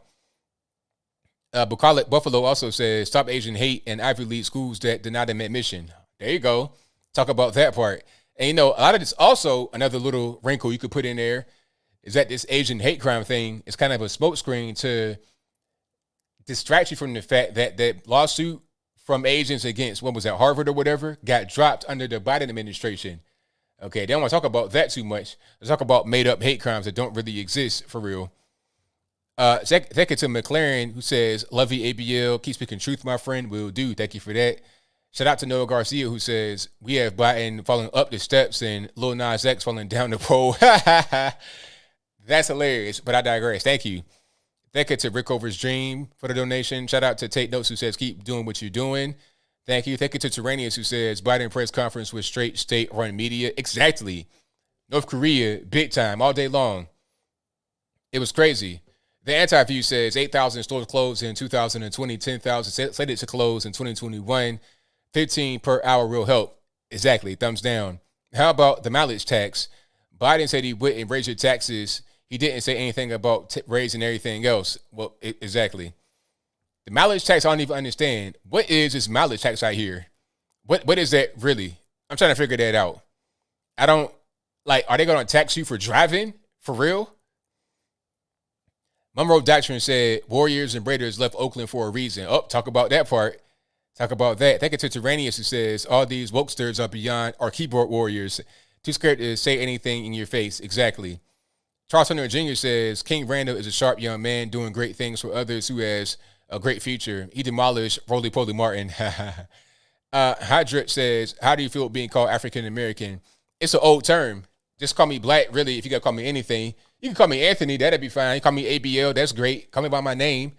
I'm black, obviously, and I'm an American, but it's African-American. It don't even make sense. It's like I'm not African. I never been to Africa. I'm not born in Africa. How am I African? African ancestry, but that don't make me African. I'm an American. My family goes back hundreds of years here, so why would I still say I'm something else other than, you know what I mean? It don't make no sense. And then I have other, I got European, I got all of that too, so am I going to deny that? Or how about I just say I'm an American and leave it there? Real easy, right?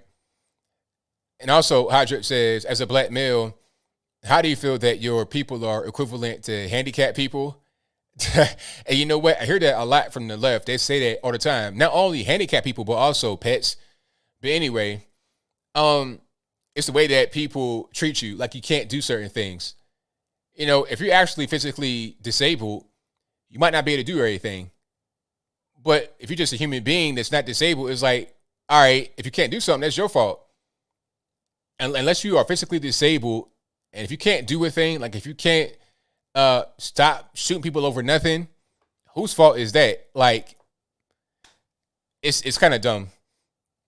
Very dumb, actually. Thank you to Terry, who says, Hunter Biden, 10 years in the penitentiary and a $250,000 fine, lied on FDA form on drugs. Secret Service tried to get FDA form from vendor. Hunter protection again. Yes. Now, wasn't that him lying to get a pistol? So he lied on this form about drugs to get a pistol. I'm not sure what's going on with that, but I did hear about the whole thing about him lying. All right. And shout out to Santo Bartez, who says, King Randall showing young men how to read, how to carry themselves with confidence and real world skills. Leftist knows when people become self-empowered, they're no longer relying on government. Brent Smith says, good for him. X for boys is a good idea. The government will only help you to get your vote. Hydrip says, Malcolm X was a racist. I don't know if people quote or follow him. Fall Ranger, FA Ranger, Xbox says, Black father and son gunfight on video. Cops did not shoot armed son, Atlanta, Georgia. Yes, I saw that. That was crazy. Totally crazy. Miles Davis says, did Obama send money to the Wuhan lab? If yes, when? I have no idea. Elizabeth C., thank you for your donation. My #1 fan. I appreciate it. Shout out to Doug, who says, ABL, you about to be WWE Hall of Famer. You and about to be WWE Hall of Famer Glenn Jacobs, a.k.a. King, got to run the president and vice president. I met him in Politicon 2019. He's humongous. Like a mountain of a man, like a whole mountain. Really, really, really nice guy as well. Really nice and just sharp, excellent person. Timothy Bryant, thank you, who says, hey, from your friends in Orlando again, love the new merch. Looking forward to getting mine. We enjoy all the videos. Thank you for that. I appreciate it. Shout out to Ty Nicholas, who says, so Oakland is treating all the BIPOCs like they are their children. Here's your allowance. Sounds pretty racist, in my opinion. Exactly. Thank you to the Ian or the Lynn, who says, excellent commentary, ABL, thank you. Elizabeth Takatani, thank you for becoming a member as an ABL supporter. Thank you to Willie Billy the Hillbilly, great name, who says, is there a place to find good women or is it a lost cause? You got to go to where they at. You got to go to where they at, man. That's all I can really tell you. Search online too, not necessarily on dating sites, but in forums like this maybe. At political events, go to where they at, man. That's probably the best way. But it all depends on where you live in that too. If you live in a real small area and you know everybody, you might need to leave and, expand your horizons, cast a broader net. Shout out to Tony Collins, who says, thoughts on Hunter lying on the background check for a gun. Appreciate all you do. I've not seen all the details, but it's crazy from what I see so far. Sherry King Gaming says, funny how the Democratic Party is the least Democratic Party in the world. Exactly. 1,000%. The anti-view says, 3 mass shootings today, 11 shot, 1 is dead, 1 Illinois party bus, 1 Mississippi nightclub, and another in Illinois. We should ban those legal guns. Exactly. Let me see. MA says, thoughts on the death of the Uber Eats driver in D.C. by a 13 to 15-year-old girl. That was crazy. I would show that right here, but I probably can't. But it was on video. The video starts with the Uber Eats driver being carjacked by a girl that's like, I think it was 2 girls in the car, 13 to 15. I'm not sure who was in the front seat, but they were trying to carjack him. And he was trying to like halfway get out of the car, halfway still stay in. And I think one of the girls ended up like accelerating the car some kind of way. And as he was standing in the driver's side, kind of out of the car, but still attached to it, they almost drug him on the ground. But what they did, they drove so close to the side of the road. It was like these ballards on the side, ballards or rails or something like that, or bike racks. And it slammed the car door on them multiple times. Then they wound up crashing, and the car, it flipped. It was like this on the ground, right? So the camera pans over. He's on the ground. He's deceased. There was like, I didn't see any blood or any kind of visible, but you could tell that he was expired. Now, luckily, we forgot we had a National Guard in D.C. They were right there. This is in broad daylight, too. They were right there. So they were able to capture the girls. Now, they were so cold and heartless. These 13 and 15-year-old black girls now, the driver was Pakistani or something like that, some kind of Asian. They were so cold-hearted. The one girl was like, hey, my phone's in the car. It's like, man, you didn't kill the man. You killed this man. You worry about your phone? I mean, what are we doing? So the National Guard's in D.C. The question is, are they there to protect the Capitol against so-called Trump supporter rioters or from the natives? But I digress. I'll move right along. Yeah, rest in peace to that man. May rest in peace. That was terrible to watch. It really was. I probably can't play that on YouTube at all. Let me see. Okay, I have to get to the show. Super chats have been flooding. Thank you guys for flooding. I appreciate it. I got one right here I can read. Divine Feminine Queen says the government is putting small businesses out of business with high unemployment. They're giving people incentives to stay home instead of incentives to get out and work. Really feel bad for these companies. Yeah, people are struggling to find employees. Washing dishes. I mean, everything. Every job is kind of like low level, entry level. It's like, why work when I can get paid more to not work from the government? What's the point in working? And ultimately, you're going to have their wages go up, but it'll cause the cost of things in the restaurant to go up, which means people that are kind of poor or whatever that work these low-wage jobs, that quit to go out and get unemployment, are going to end up paying more for everyday things that they get normally. So, in essence, their rise in the unemployment money will be eliminated because they got to pay more for their goods and services. And you got that ship stuck in the Suez Canal. That's not going to help things at all. That's going to kind of get messed up. All right. And then shout out to Angel who says Roland Martin had a peeved facial expression in the King Randall interview. He should have been impressed by this young man and offered help in his endeavor, not continuously challenge him. Exactly. Thank you, Angel. Shout out to Darren Matheny who says they're trying to get rid of gas vehicles and replace them with electric gas tax, therefore would be eliminated. So they are wanting to compensate with mileage tax. Oh, okay. So we got to get that money right. So the whole point of getting electric is really to kind of combat the gas costs and to be quote unquote green friendly, but they want to just cut that out. So really, if you still going to be taxing me and I still got to, it's like, what's the point? I'll keep my gas guzzler. I'll keep my big truck. How about that? And just call it a day. Let me see. Shout out to, hold on. I'll read a few more, then I get to the calls. I just hang tight. Thank you to Tony who said thoughts about Hunter Lyon. I already read that one. Terania says, should I say I'm English American? African American term is just more divisive terminology. Exactly. Thank you to Michael who says, what did you think when Biden had the brain crash when asked about gun control? He did a hard reboot and went to infrastructure. That question was not in the script. Yeah, he was not prepared for that. He didn't know where to go about that. He just obviously just not really running on full cylinders, on all 8 cylinders. He's running on about 2.5, and it's clanking right now. It's about to just put and give on out. But thank you for your super chat. Shout out to Darren for your super chat. Shout out to Jason for becoming an ABL supporter yet again, at least 6 months in a row. I appreciate you for that. Thank you to Tasha for becoming a new member of the ABL team. All right. Super chats, thank you for those. I'm going to get to some more a little bit later. But for right now, it's the calls. And you guys know the drill.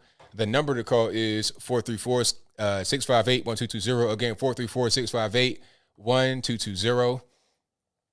And thank you all again for being here. Thank you to Mary G, who says, did you hear about the president of Tanzania mysteriously dying recently?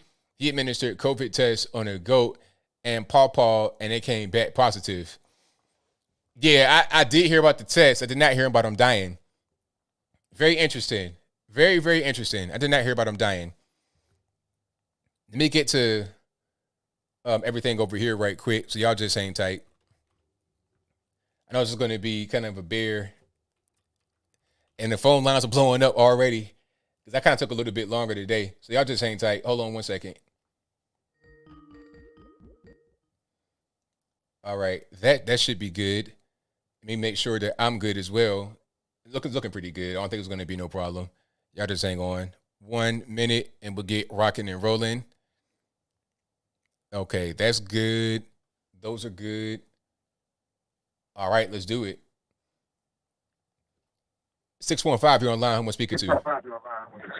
Yo, what's going on, ABL? This is Brian. I called last time you went live about Bojangles being closed in the middle of the day. Do you remember that? Yeah, I remember that. Yeah. Okay, so literally yesterday, I went to a Dollar General up in Hickson, right above Chattanooga, and I overheard a manager talking to an employee saying that the day that the stimulus hit, every employee except for 3 of them quit that day. They quit. So it wasn't just, or they just left for the day, took time off. They actually quit their jobs totally. Quit. All except 3. Wow. Crazy. I didn't know. See, like, you know, people are saying, oh, ABL, you can't just say that. That just happened one time. And, like, I was kind of on that side of the fence, but now I'm really not believing that. I really think a lot of people have done this exact thing and quit their job because of stimulus. Yeah, I don't doubt it, because a lot of them, they see that money and like, okay, I'm a millionaire now. $1,000 or whatever. Yeah. I'm a millionaire now, so I don't need any more money. But it's like, well, at a certain point, it's going to run out. So you might want to keep on working. I mean, it's not a smart thing to do. It's not very smart, but a lot of them are just not very smart. I don't know. My jaw just hit the floor when I heard that. I didn't think, you know, like people were quitting their job. And when he said he only had 3 employees left, I can't imagine, you know, they're working probably 12-hour shifts at that point. Oh, yeah. Yeah. But see, you know what? In my video, I was saying, hey, if my coworkers quit, it just leave me out there. I know I'm going to get more hours. I'm going to get more money. And I got the stimulus, so I'm going to get more money. I'll work harder. That's fine, because any hourly employee, or at least me when I was working, I always wanted more hours, more hours, more. That was the main thing. So I'm going to get more hours. I got a stimulus check, and I'm getting more money from my job. So I'm straight. Those that have quit are going to end up with less money, because when they try to come back to get their jobs, it'll probably be taken by somebody else. Yeah, it just sounds like people who have never had $1,000 in their bank before, and so I Correct. thought I'd tell you about that. I just didn't think it was that common, at least in Tennessee. You'd be surprised. You'd be totally surprised. Like going like downtown and some of these parts, you'd be very surprised.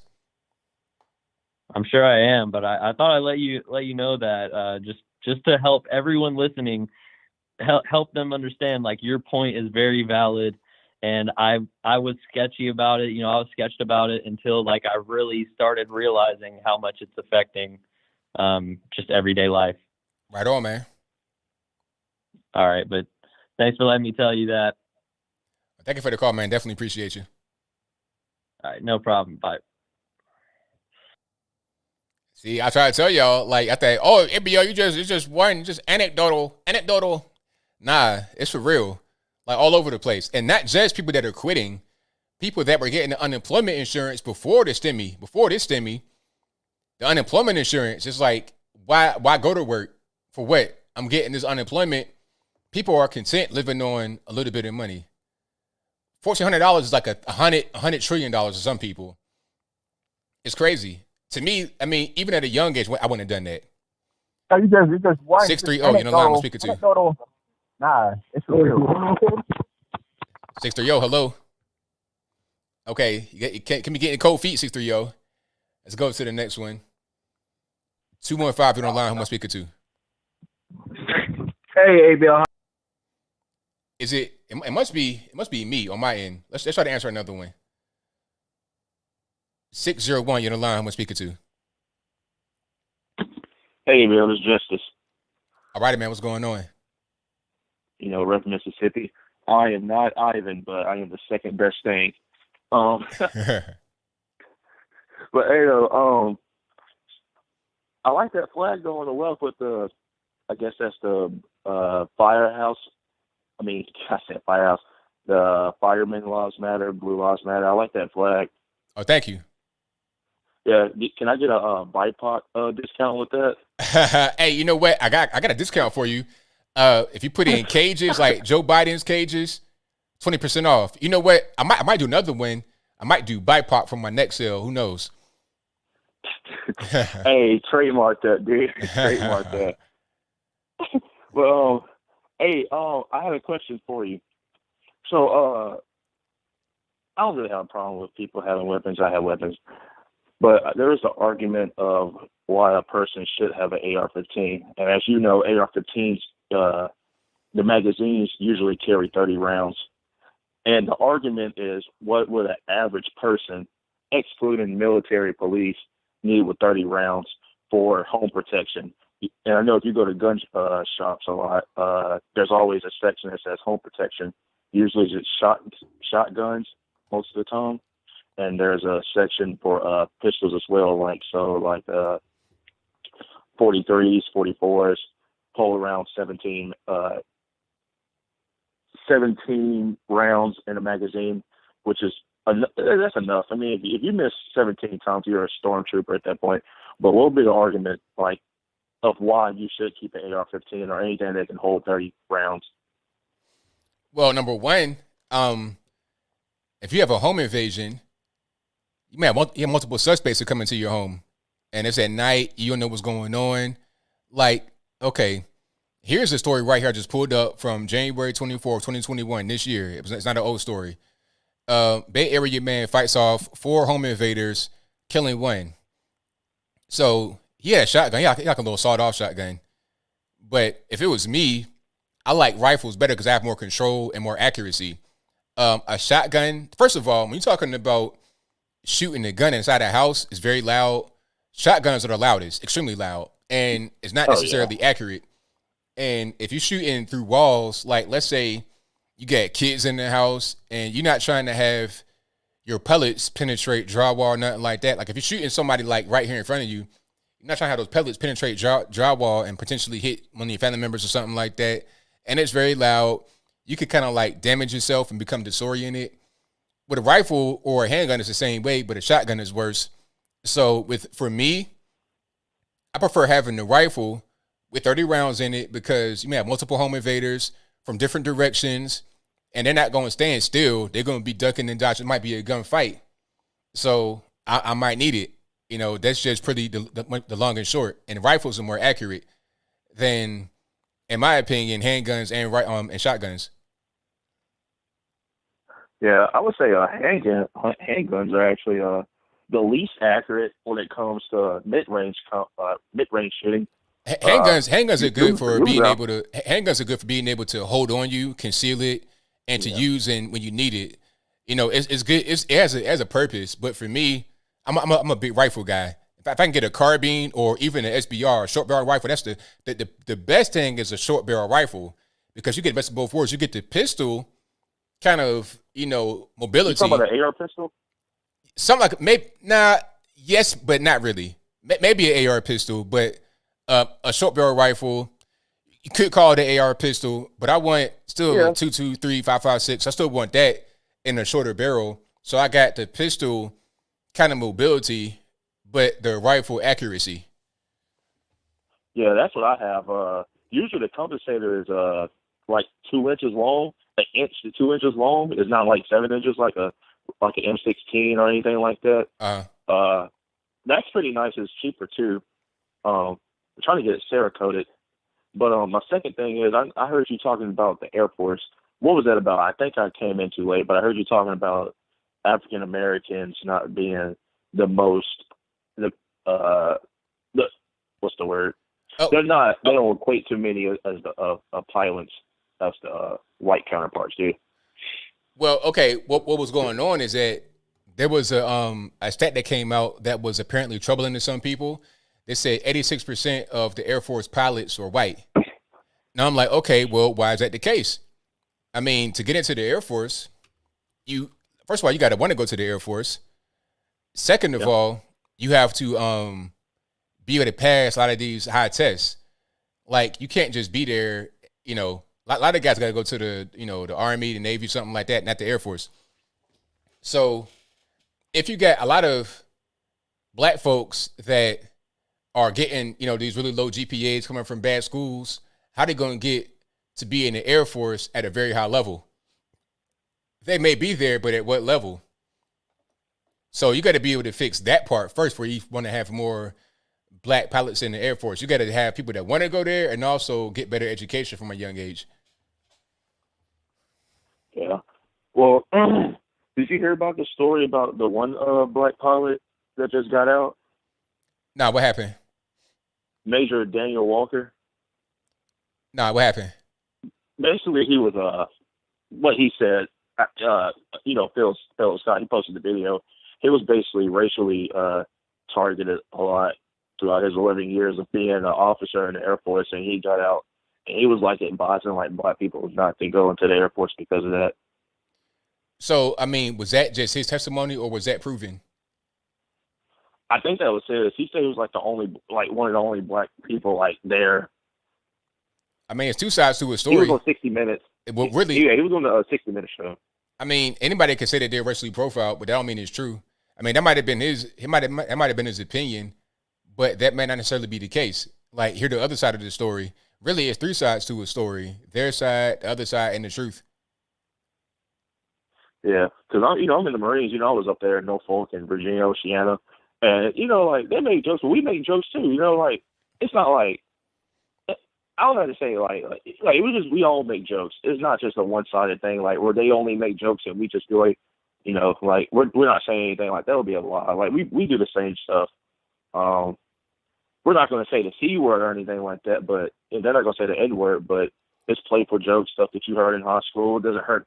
It shouldn't hurt your feelings or if you should join the military to begin with. So that's how I feel about it. Right. But yeah, that's all I got today, though. I'm going to let Ivan pick up for me. All right, man. Well, thank you for your call. Definitely appreciate you. All right, too. All righty. Shout out to the caller. Great call. Let's get to the next one here. 412, you're on the line. Who am I speaking to? Yes. Hey, I'd like to talk about the border. And also, I'd like to have something to say about Biden and the Second Amendment. Go for it. Okay, thank you. Well, I got a little bit of background noise here. Turn it down for me, please. Oh, can you hear me? I hear you well, but there's background noise. Turn it down for me, please. Okay, I did. Okay. So go for it. Go for it. Hey, okay. The reason why I'm calling is I'm calling about the Second Amendment. You know what? I believe that Mr. Biden is trying to take our guns away, and I think this was all pre-planted way before he became president or whatever. They didn't talk about hardly anything because he was done in his basement. But I would also like to say with the border and everything, it's still out of control down there. We're going to end up paying for it as taxpayers. And also the other thing, these Democrats that voted for Biden, they thought they was going to get a free meal, free ticket, money, whatever, to support their needs or whatever. And you know what? It's going to come back to bite our ass. Yeah, I mean, you're right on that. Mm-hmm. Everything was a free ride. Now we're going to pay for it. Well, yeah. I mean, people sometimes don't realize it's going to happen until it actually happens. And it's going to be a really bad, really sad wake-up call. Exactly. And you know what? I believe that we could have hyperflation. If we keep doing what we're doing, we're going to have hyperflation. I guarantee you. Yeah, Guarantee hopefully we don't go down that road, but that definitely could be the case. Thank you. Thank you for taking my call. I appreciate that. Thank you again. Thank you. Appreciate Have you. a good night. All right, now. Thank you. Bye-bye. All right, shout out to the caller. And the number to call is right there, 434-658-1220.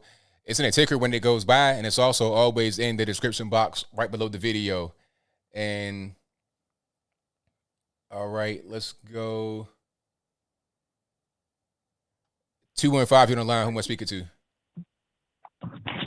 Hey, ABL, how's it going? Everything's right. How about yourself? Good. Hey,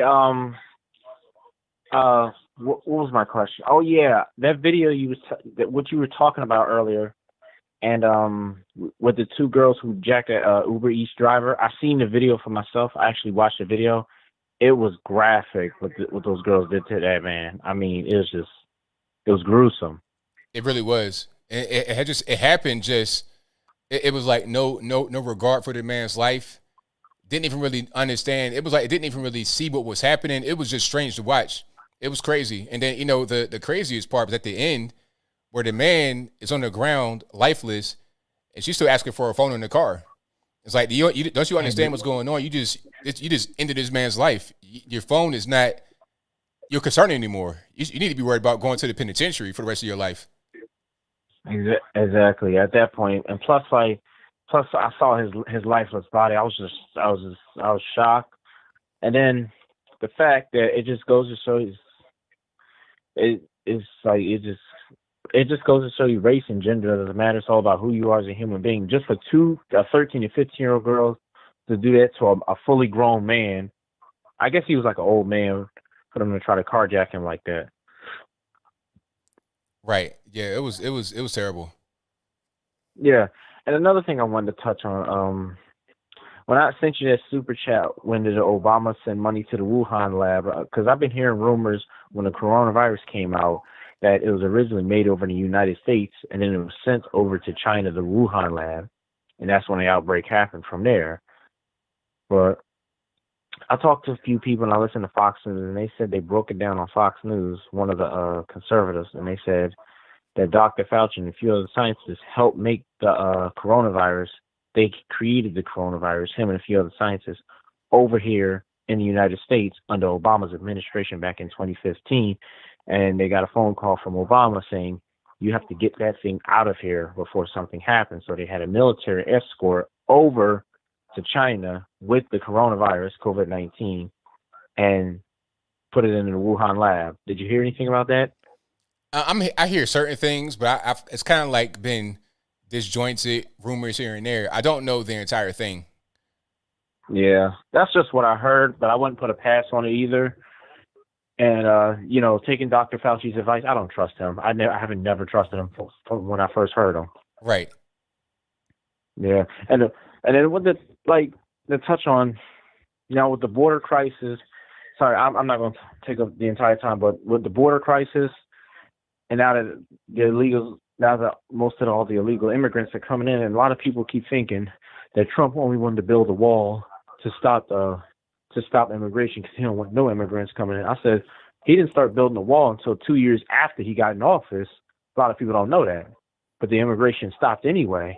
The illegal immigration, drug trafficking, human trafficking, gun smuggling, at least stopped or at least slowed down when Trump got in office. Exactly. So, but the wall was almost finished, but then Biden took office. Now the wall stopped, and all that metal's going to waste. Exactly. Yeah. Yep. But let's see what I can't wait to see what happens in 2024. Yeah, it's going to be something for sure. Right on, man. Yep. Well, I'll catch you. I'll see you another time, ABL. Well, thank you for the call, man. Definitely appreciate it. All right. Bye.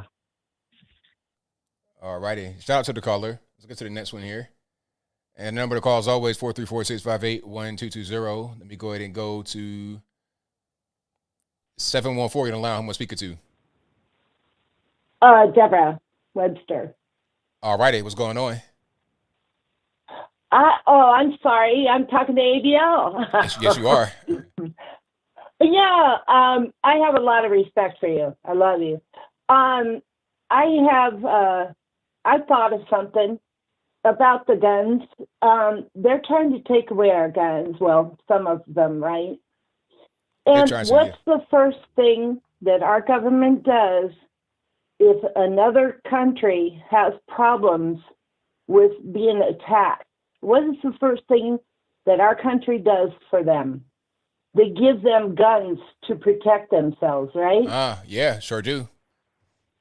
So why aren't we getting that respect? Why do they have to, go after ours?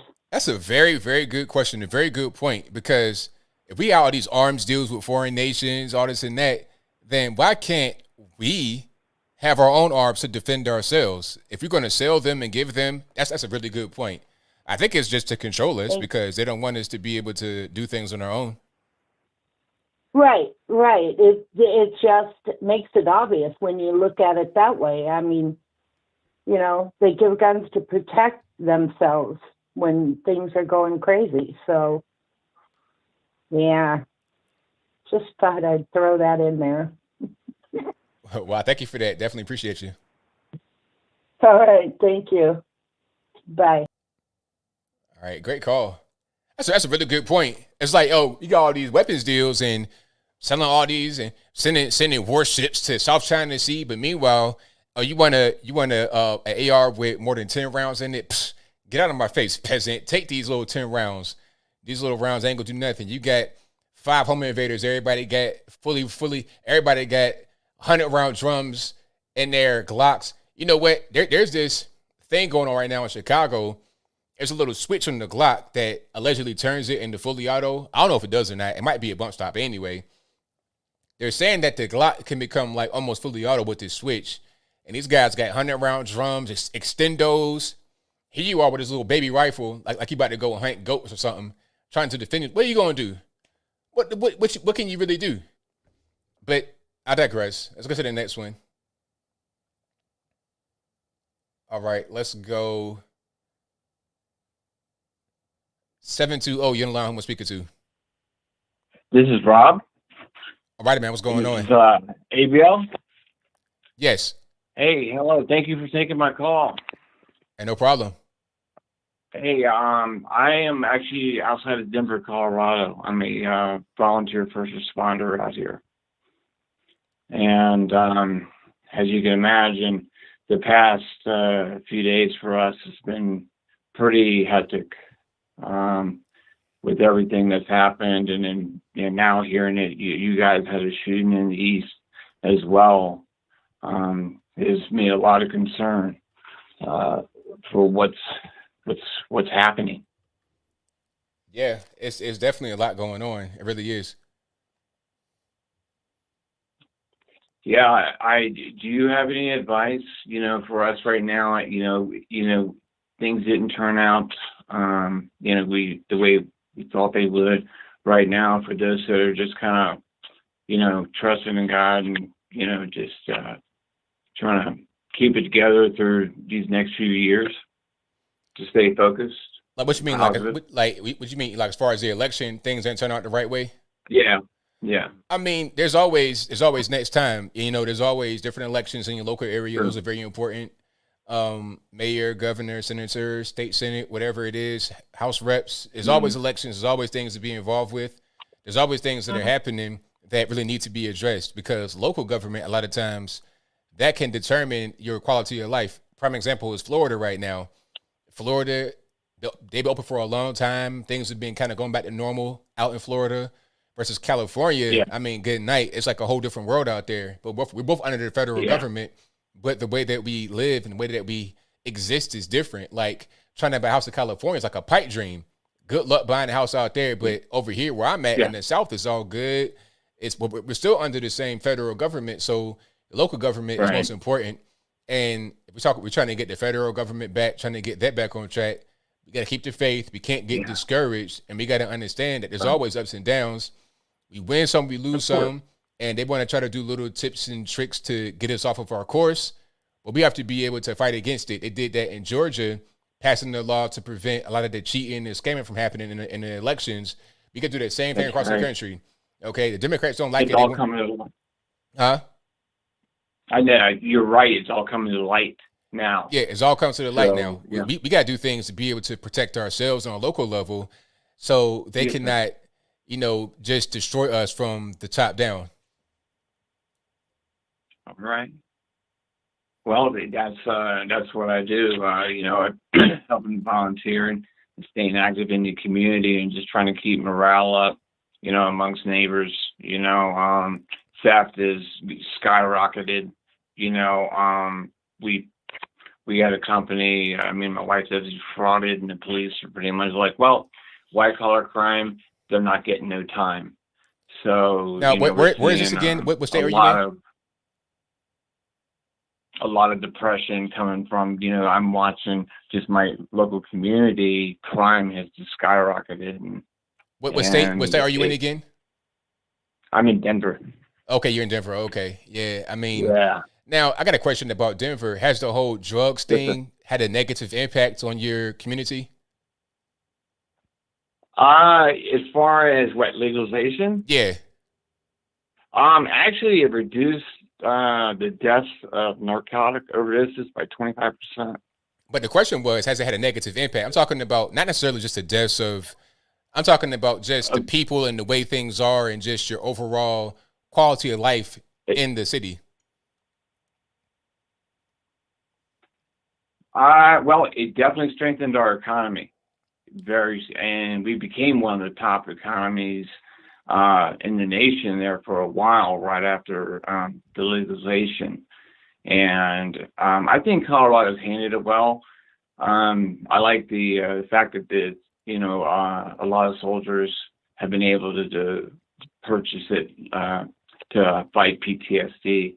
I am a supporter of it on the medical side for sure. And, how was the quality of life? Has it improved? Really, has it become like how's the quality of life there? Because I understand the economy and things like that, but I'm talking about just you going out in the community. How are people doing? How are they? Is it better for people and just their everyday demeanor, or has it become a little bit worse? Honestly, we haven't really noticed, a big noticeable difference,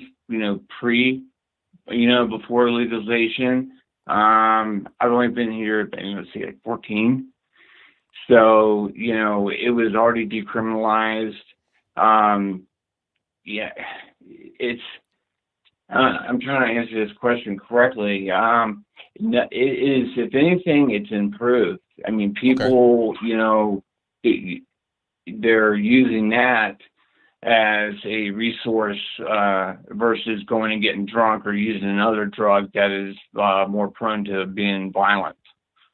So, if someone's getting high versus getting drunk, there's a less chance of the violence. So things have been, fairly quiet. We didn't see a spike in crime or anything like that. Okay.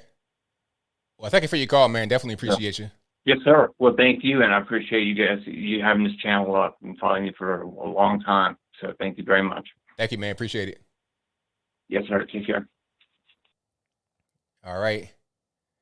Hey, shout out to the caller. He has his testimony and it's fine, but I'm seeing different people in the chat saying something else. I'm just, because I hear different things about Denver. People are saying that I get mixed reviews from Denver. That's all. So I like to ask those questions from people from some of these places. Because I was hearing some really horror stories, and then I was hearing not horror stories. So, it is what it is. Let me get to the next one here. All right, let's go to. All right, Skype caller, who am I speaking to? Hey, Anthony. Oh, hey, you guys. Hey. How you doing, man? Doing all right. Well, I think if they try to take our guns, they're going to have to build a bigger fence. Yeah. That might be an issue there, huh? Can you see our hats right here? Yes, I can see you guys. Yeah, you're on the screen. Okay, and I was wearing this shirt. Yeah, I see you guys got the Witty People shirts. Yeah, I see the merch. Loving it. I walked into a convenience store, and this man's like, I love your shirt. He says, I'm going to give you a hat. We both got free hats because of the shirts we bought from you. So it paid off right there. Paid for itself. So,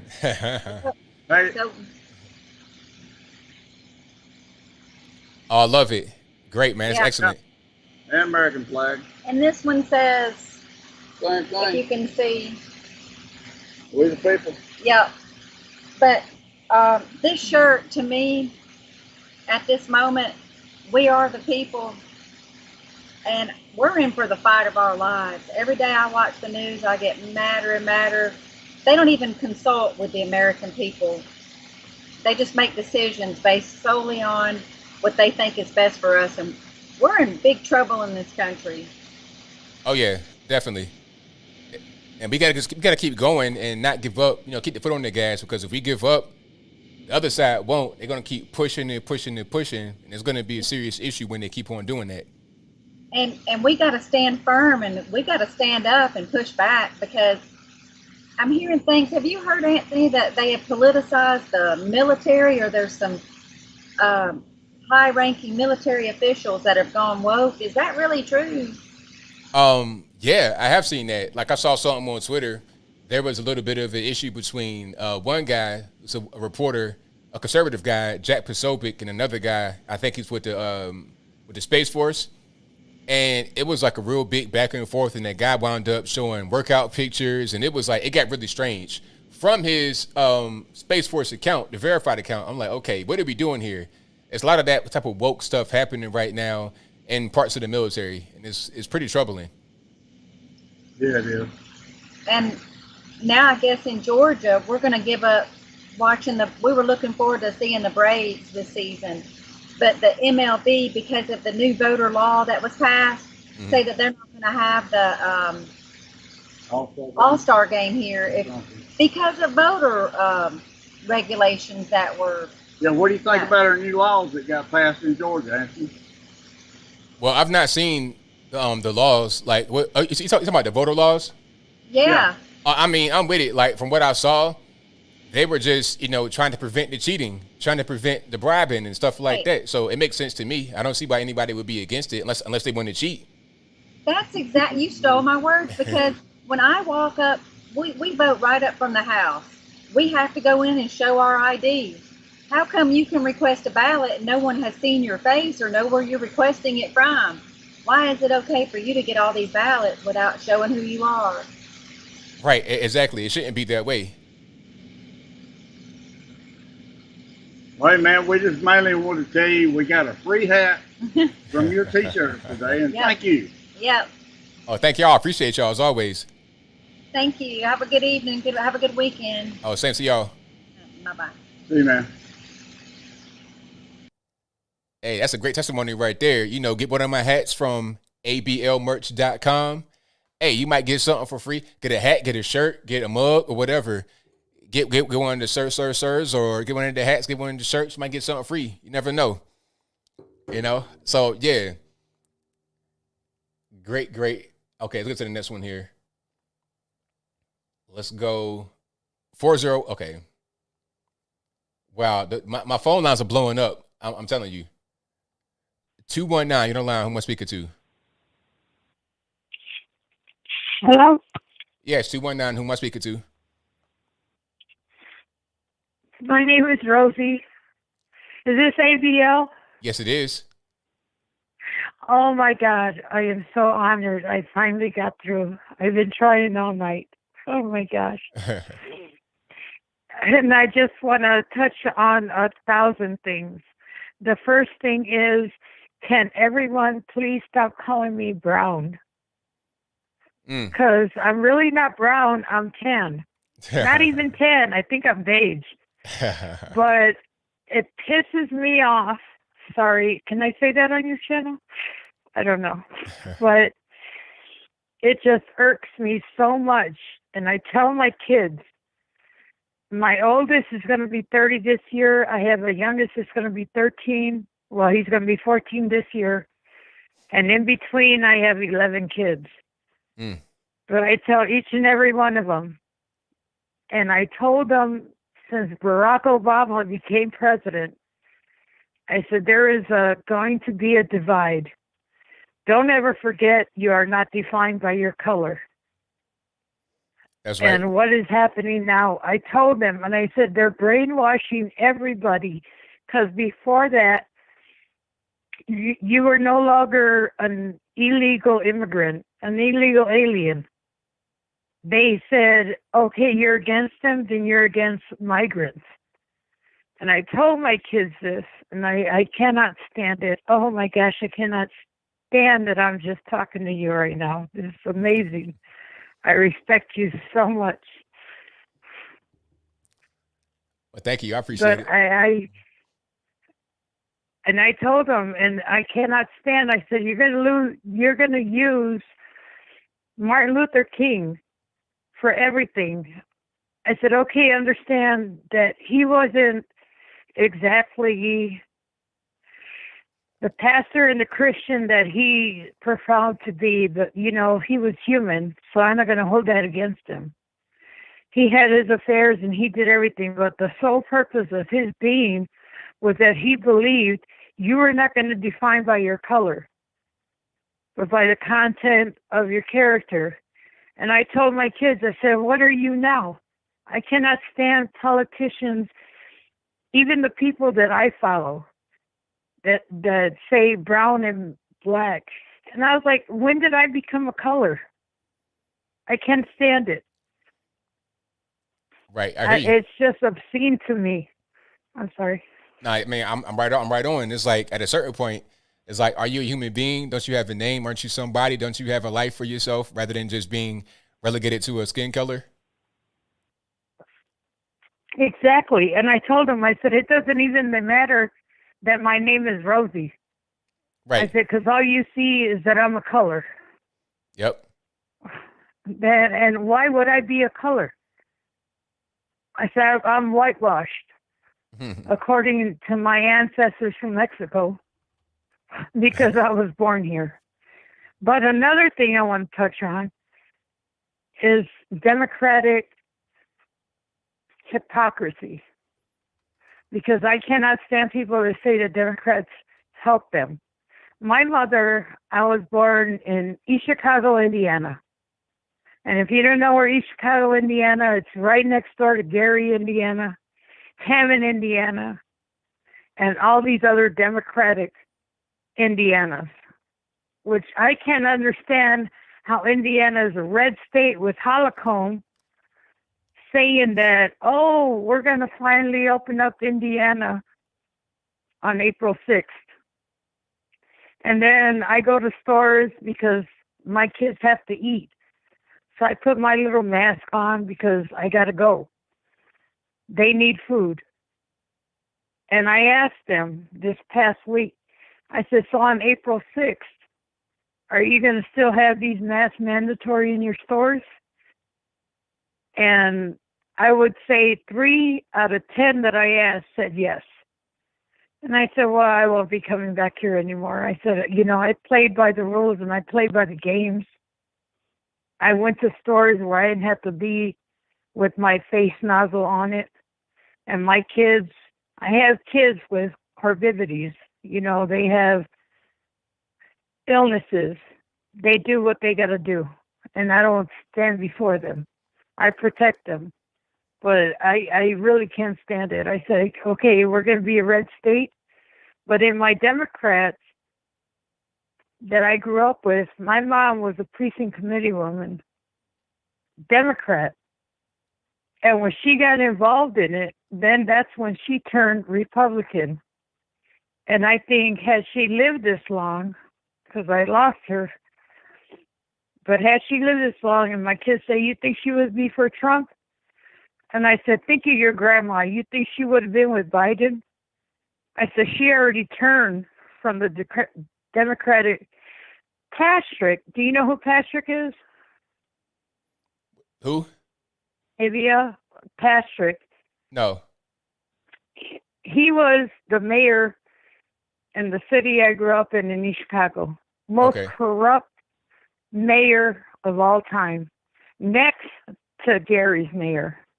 I think it was Carter at that time. Not sure. Don't quote me on it. But then we had a midnight mayor called Kalinkas. He escaped to Greece. Sorry. Right. I'm sorry. I'm sorry. Call. I have more calls on the line. I'm sorry. I have more calls on the line I need to get to. I'm sorry? I have more calls on the line I need to get to. I'm sorry. Oh, okay. I'm sorry, but I'm really happy I got to speak to you. You're freaking awesome. Amazing. I love talking to you or listening to you, and I encourage all my kids to. And you're amazing. Thank you. Thank you for the call. Appreciate you. All righty. Let's go. 219, you're the line. Who am I speaking to? Oh.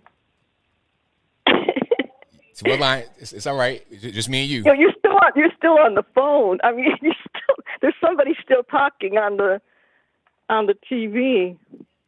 Yeah, so, because I don't know. The TV does not line up with me. Okay. I was just cracking up, and I had to call because I was born in East Chicago, Indiana, too. And but you know what? Wednesday I wanted to call real bad because there was so much I wanted to say. Because just start anywhere. Yeah. Okay. So anyway, I wanted somebody. I was reading the stuff that goes up, and people were talking about the climate, and I'm like, how come nobody ever talks about? I think last week there were 48 volcanoes erupting, and this week there were 52. And I watch these volcanoes every morning. I put them on because it's on YouTube, the USGS. Uh-huh. And if you watch it, these volcanoes are sending up a lot of smoke and, Right on. Straight to the atmosphere. Yeah. Yeah. And I believe, and I've always believed it for years, since back in the 70s, because every time you hear about these volcanoes erupting, our weather changes. It gets colder, And anyway, I wanted to say that, but I was laughing because I was like, oh my God, this lady is calling from Chicago. Anyway, there was a doctor that came on. I was watching him on YouTube, and he was saying that he believes that virus was here in October of 2019. So I don't know if you've watched that. It very well could have been, because I know people that got sick with something that didn't really know what it was in 2019, and it was very similar to what wound up being the virus. So it's very possible.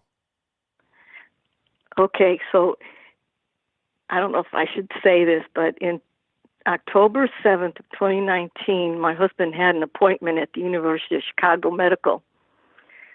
And at that time, I told him, God, it's so strange, because usually there's someone sitting at every chair, in the waiting room. There was maybe 3, him and 2 other patients. And to me, they were acting I go, this is really weird.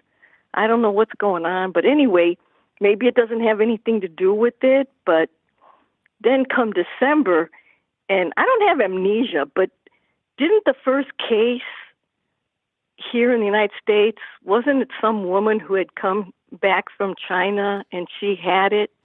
I don't remember. You don't remember? No. And then when did Trump hear about it? In January? I know January. I know that was like when it was really first kind of going on back in January. But I don't really know what the first case exactly was, like patient 0, I suppose. But like right around January, that's when it was happening in the States. But we had heard about it over in China. We were seeing the videos and stuff like that in late 2019. Yeah, exactly. I remember that. Anyway, yeah, I thought it was funny, but I wanted to mention the volcanoes, and I don't know if you've seen them, and a lot of them are waking up. And since you said that, no, you haven't heard anything about them, but they do have a lot to do with our weather. Right. And it's, I think he said it's SO2 that they send up into the air, into the atmosphere. And I don't know what SO2 is, but I'll look into it for sure. I know one thing that people don't talk about is the sun. And if you have any kind of, differentiation in the way the sun behaves, that can change everything. That could change the weather dramatically. People take that for granted because it's kind of like far away. It's just, it gets warm, but you don't really think about how big it is and how powerful it is. But I have a few more calls on the line to get to. Thank you for your call. Definitely appreciate you. Yeah, thank you. Have a good night. Same to you now. All righty. Shout out to everybody calling in. Let's get to some more here. Let's go 970. You're on the line. Who am I speaking to? Hey, how are you? Doing all right. About yourself? I'm doing wonderful, man. I've watched you for, I don't know, probably about a year and a half, and I thoroughly enjoy the conversation that you have upon me, and I'm just calling in to express my feelings about the conversation that you don't even know me, but I enjoy all the things that you converse about. Are you there? I'm here, man. Thank you. Appreciate it. Yeah, absolutely. So, and first, I need to say something as well. I am a high representative of those things that stand behind the back of your neck, those flags. Yes. And the way you put out your information, it is not false. It is real. And the way you internalize the things that you see and you speak about are very admirable.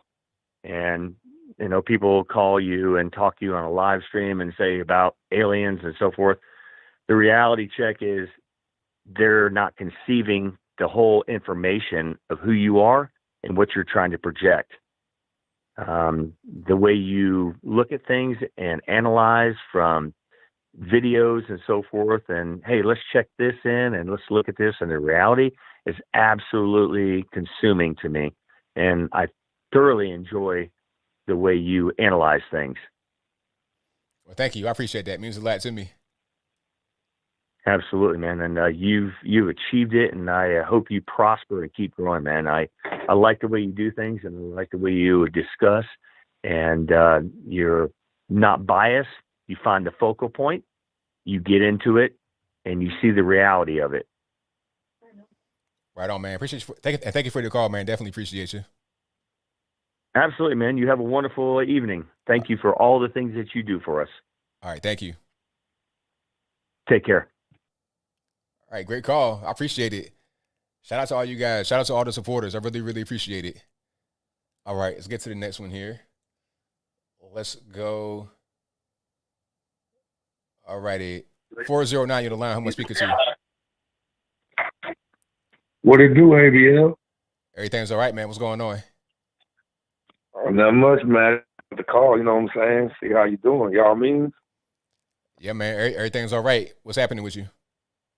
Not much, man. I just wanted to call and make sure you're doing good. Let you know, hey, look, man, as a white man from Houston, Texas, growing up in the book, it's refreshing to see a younger black man that's like not racist. You know what I'm saying? Like, not that they're all racist where I'm from. I'm just saying, like, it's hood there. You know what I'm saying? Yeah, So, I know like, it is. You know, it's a different kind of environment.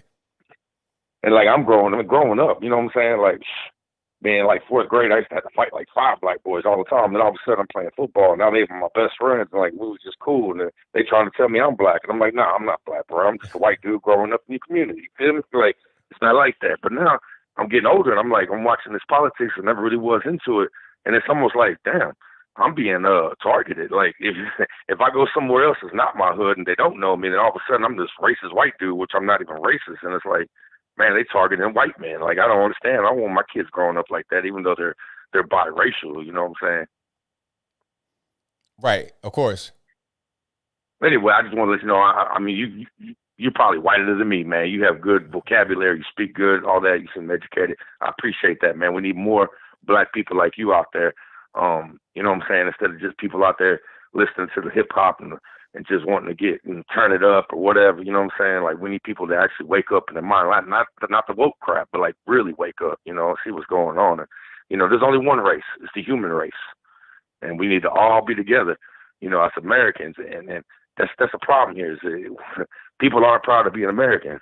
I grew up in a poor community, you know what I'm saying? Like but I'm proud to be an American. I don't want to go to none of these other countries. You know what I'm saying? Like, we need to be proud and look at each other.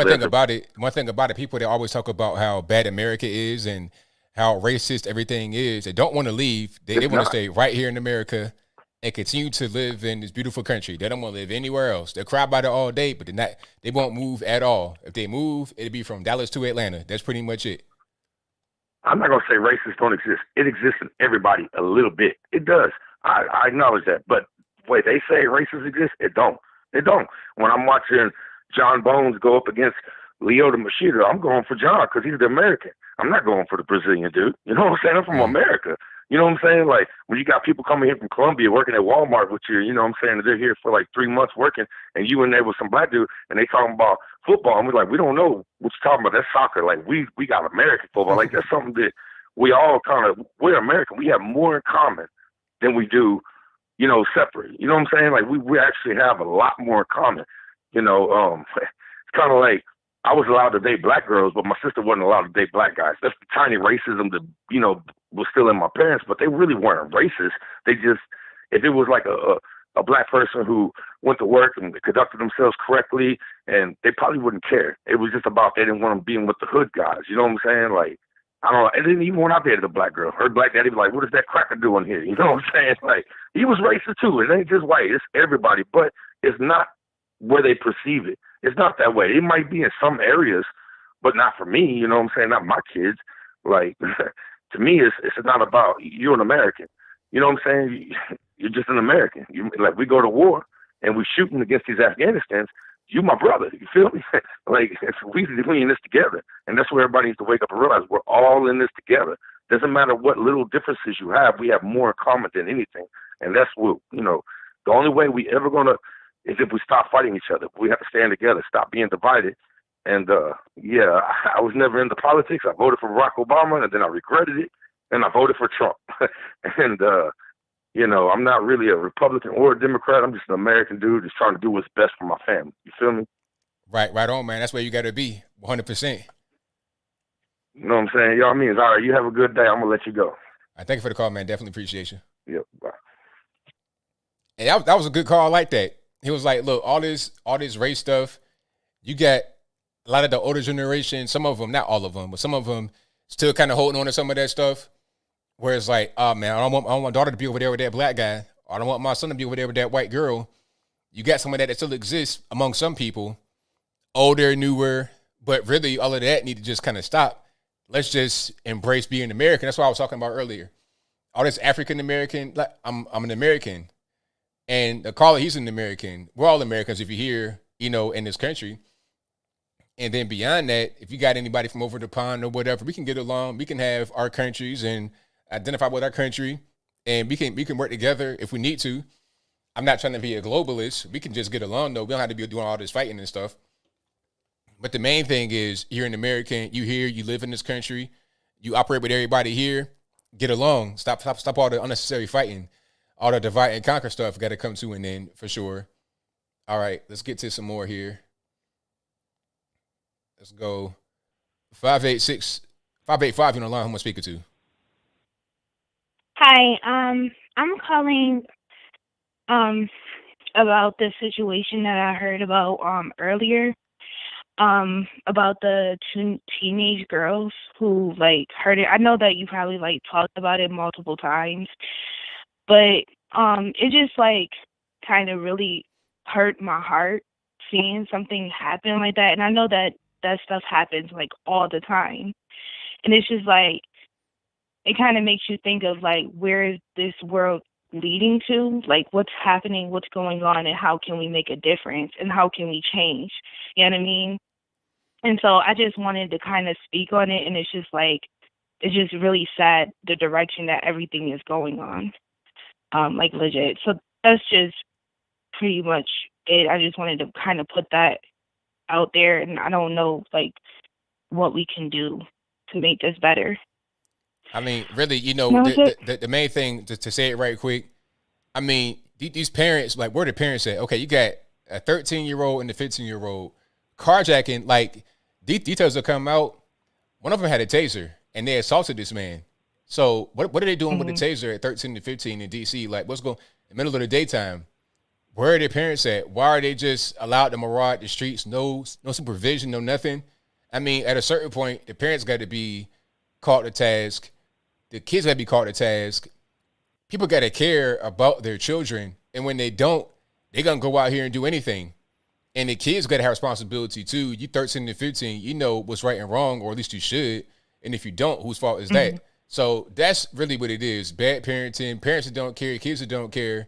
And then you go out here, 13 to 15-year-old or girls with a taser, trying to carjack this man and then wind up killing him. And then don't even care about his well-being. That comes from lack of parenting. No empathy for human beings.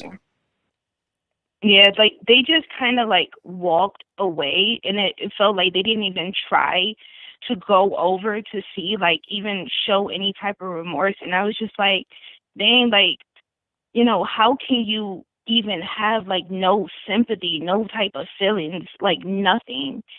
And it just hurt my heart, because I have nieces and nephews out there, and it's just what are you doing? Like, why are we not trying to, like, direct these kids? Like, it's parenting, too. Like, you have to do more. You have to be there. You can't just give birth to kids and just, like, let them live their lives. It's just sad. It really is. I'm with you. I agree.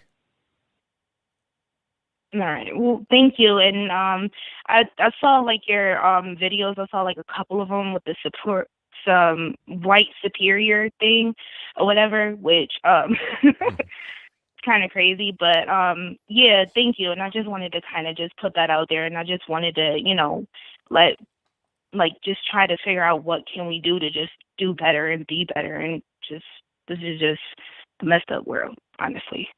Well, thank you for the call. I appreciate you. All right, bye. Yeah, it was seriously messed up. Now, do you guys see this headline? This is a ridiculously worded. The headline, not so much about the article here.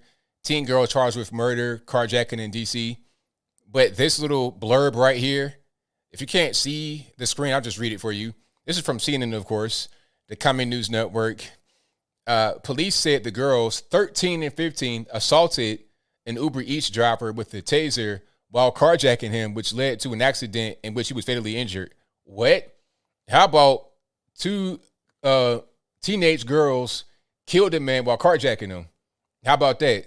Carjacked him and killed him. That's what happened. He died, and they didn't even care. How about it, Jordan? What's going on?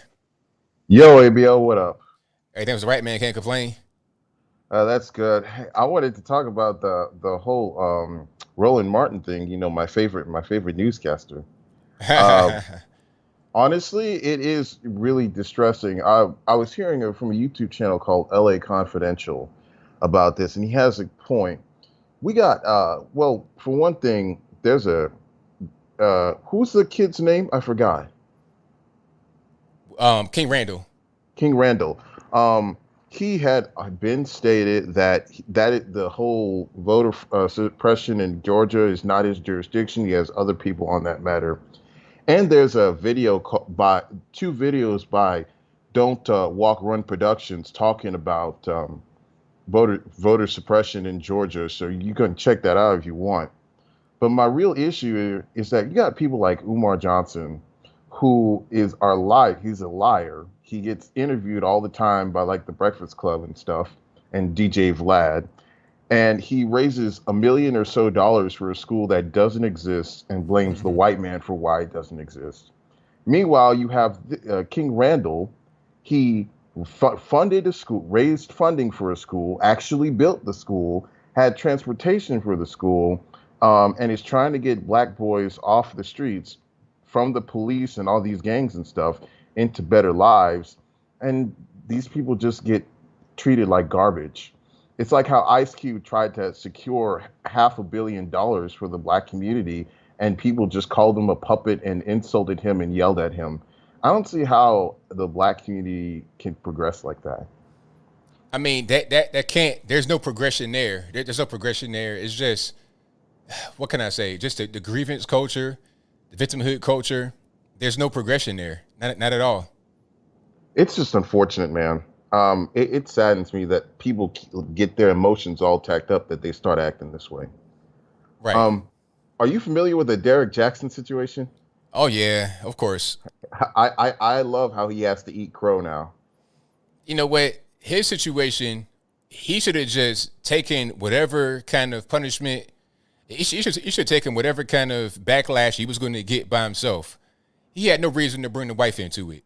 Whatever you got doing, whatever you did with your audience, whatever hypocritical stuff you did, you take responsibility. Don't bring your wife, because now they didn't make memes about the wife. They didn't dug into her how she looked. Oh, they did. They dug into her Instagram page. They making all, and now she's on the Instagram page trying to defend herself. So she got a crown of Jesus. It's like, see, she can't deal with all this stuff. Okay, the man got to protect the woman. He's just a human shield. He was like, look, I'm getting attacked right now. You go out there, take the bullets for me. And now she getting hit, and she'll know what to do. He's a dirtbag for that, really. That dude is a dirtbag in general. A dirtbag in general, but the main thing is not protecting your wife. That really had me upset. Yeah, I just hate how he's been telling people, telling black women, dump your man if he's cheating on you, all this stuff. And then here he is in the same situation, and then he gets closer to God or something, and now he's back together. It's absurd. He's a hypocrite and a dirtbag. Correct. 1,000%. About the Oakland thing, all I'll say is this. Let's hope that the white residents don't leave, because I don't think that $500 a month is going to be any more useful. I think that's just like chump change, especially in California. You said how much? Like, the $500 a month. Yeah, 500. Yeah. That's just chump change. That's for California. That's nothing. But you know what? It's always going to be the next thing, because there's all kind of benefits out there in California. There's all kind of benefits you get, just the regular welfare, EBT, WIC, TANF, et cetera. Then there's a bunch of other little stuff, other little stipends, what's the stimulus money, and then unemployment insurance. It's all kind of just money. They want to get it to the point where you're totally dependent upon the government for every little thing. And then when the money that you get is not enough, because it will never be enough, you got to keep asking for more and more and more.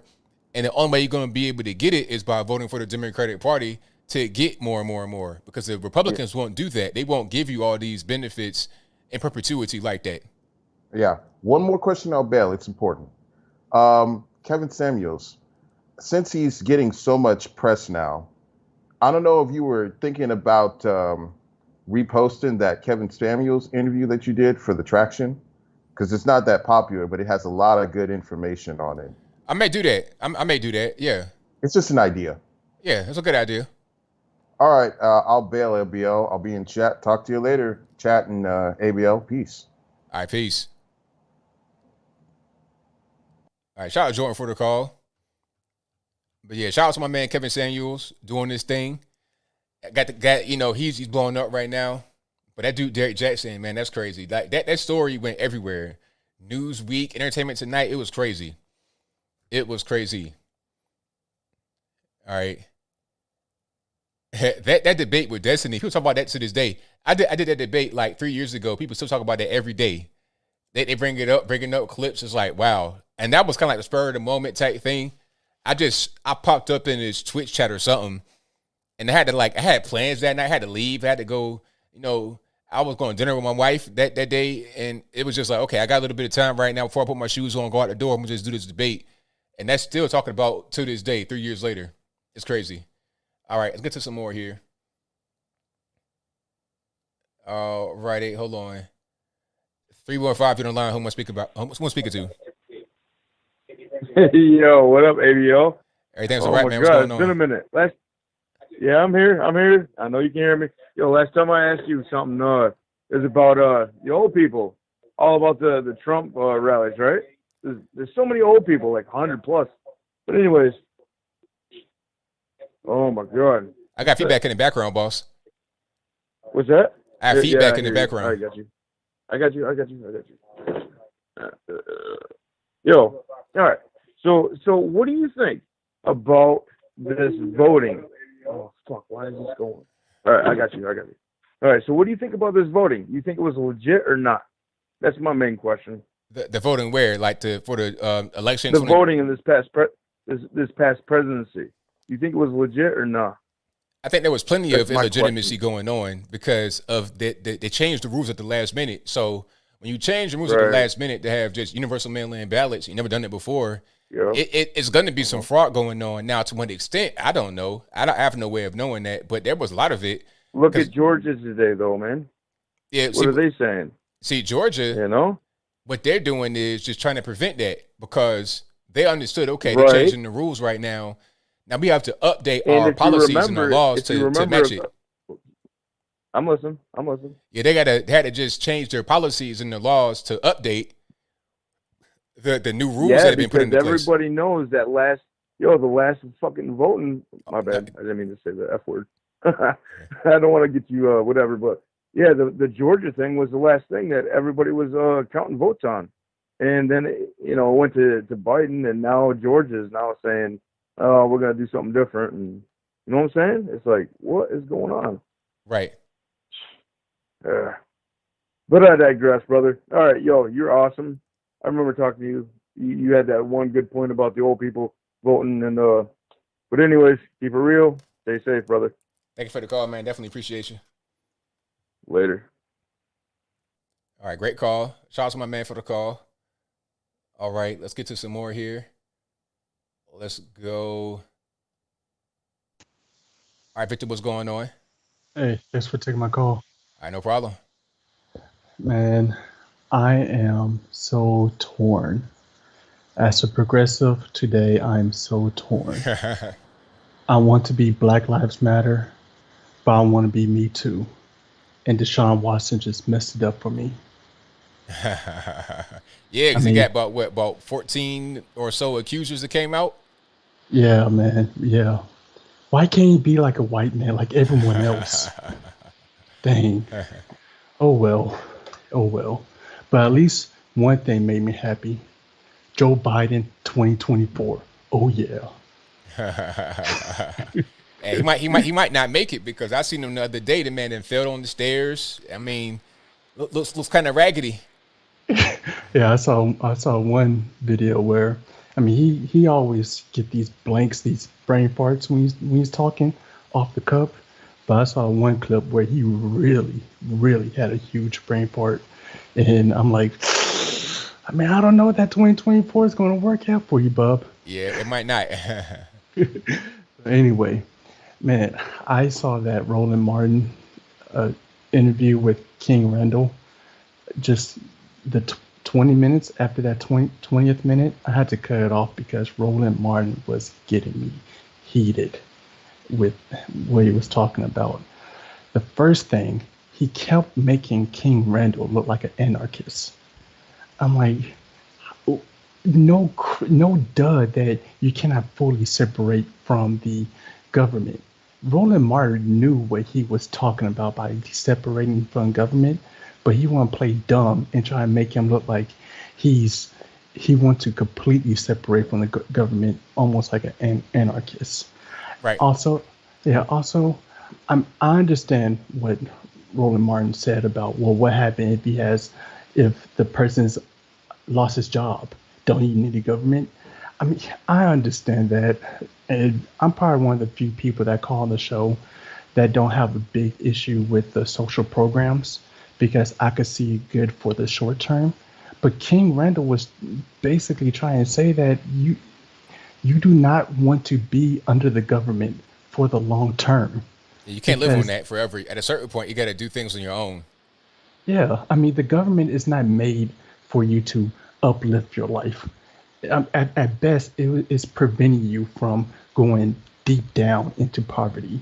It's up to you to make your life better. I understand if you're working like at a fast food restaurant. I mean, go buy some stocks for that fast food restaurant so you could make your life better. I mean, that's the beauty about this country. Man.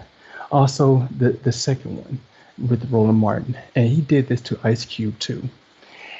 He's trying to make people fight another battle that they're not interested in or equipped with. King Randall told him multiple times, the voting is not my battle. Why is Roland Martin keep trying to make him fight something that he doesn't want to do? King Randall found his lane, and he's doing a very good job in his lane. He should not try to take him off that lane. He did the same thing to Ice Cube on his black plan with working with Donald Trump. The one main thing that Roland Martin had a problem with Ice Cube plan is that, it doesn't have anything to say about the black women. Why? When it's supposed to be helping all black people, you know? Right. Exactly. That mean, but see, a lot of these people, they don't really. All it is they have an issue with people like Ice Cube and King Randall because they're conservative a little bit. That's all. I mean, if you're a liberal, you could pretty much do whatever you want, say whatever you want. Yeah, I mean, it's Roland Martin shows how the older black generation has been failing the new generation. And it just hurt me so bad just seeing him tearing down another young black man over nothing. Yeah. And it was very pathetic. Yeah. Anyway, thanks for taking my call. Thank you for the call, man. Definitely appreciate you. All right. Bye. All right. Great call from my man Victor. Excellent call. Let's get to a few more here. Let's go. 860, you on the line. Who am I speaking to? Hey, Anthony, it's Sonia. How you doing? Doing all right. Can't complain about yourself. All right. I'm trying to remain positive because I didn't think there was anything too scandalous that could follow up the Cardi B Grammy performance. Not that I watched it, but I heard. Yeah. And then I turn around and I see Lil Nas X comes out with a #1 song that involves so many bizarre things I can't even mention. And the scariest part is that I let my kid watch Old Town Road because it seemed harmless enough and the song was catchy and he liked it a lot and he was just dressed up as a cowboy and Billy Cyrus is in it. And, well, look what he follows up with. Exactly. And that's the main thing. And then I saw this article coming floating around from last year where Lil Nas X said that his crowd is mostly children. That's his core audience, and he's cool with that. So, okay, if you know that your crowd is mostly children and you go out here and do something like this, which is completely beyond, I would say beyond X-rated, really. I don't know how it's on YouTube. You do something like that, you put it out to kids. It's like, what exactly are we doing here? This is really just crazy. Also because conservatives are censored and also demonetized on YouTube. But this apparently is not offensive to anyone. Yeah, I guess that's totally fine. You know, it's weird what gets censored and what doesn't get censored.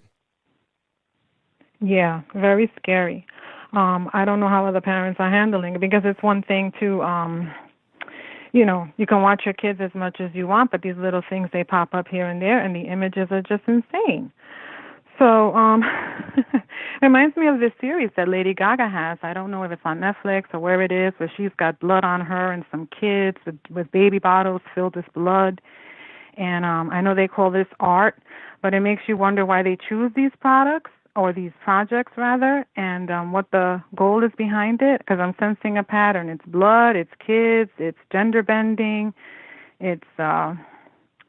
I don't understand. And speaking of the gender stuff, I mean, I'm so glad that my kid is beyond kinder and first grade in those early years, because now that they're going hard with this woke stuff, I mean, I don't know if it happened because of the Biden win or after the Floyd incident, but I just don't remember them even talking about that in schools like they are now. And as much as we want to reopen and send the kids back, I'm petrified of what they're going to get taught when they go back. Yeah, that's a really good point. Really, really good point.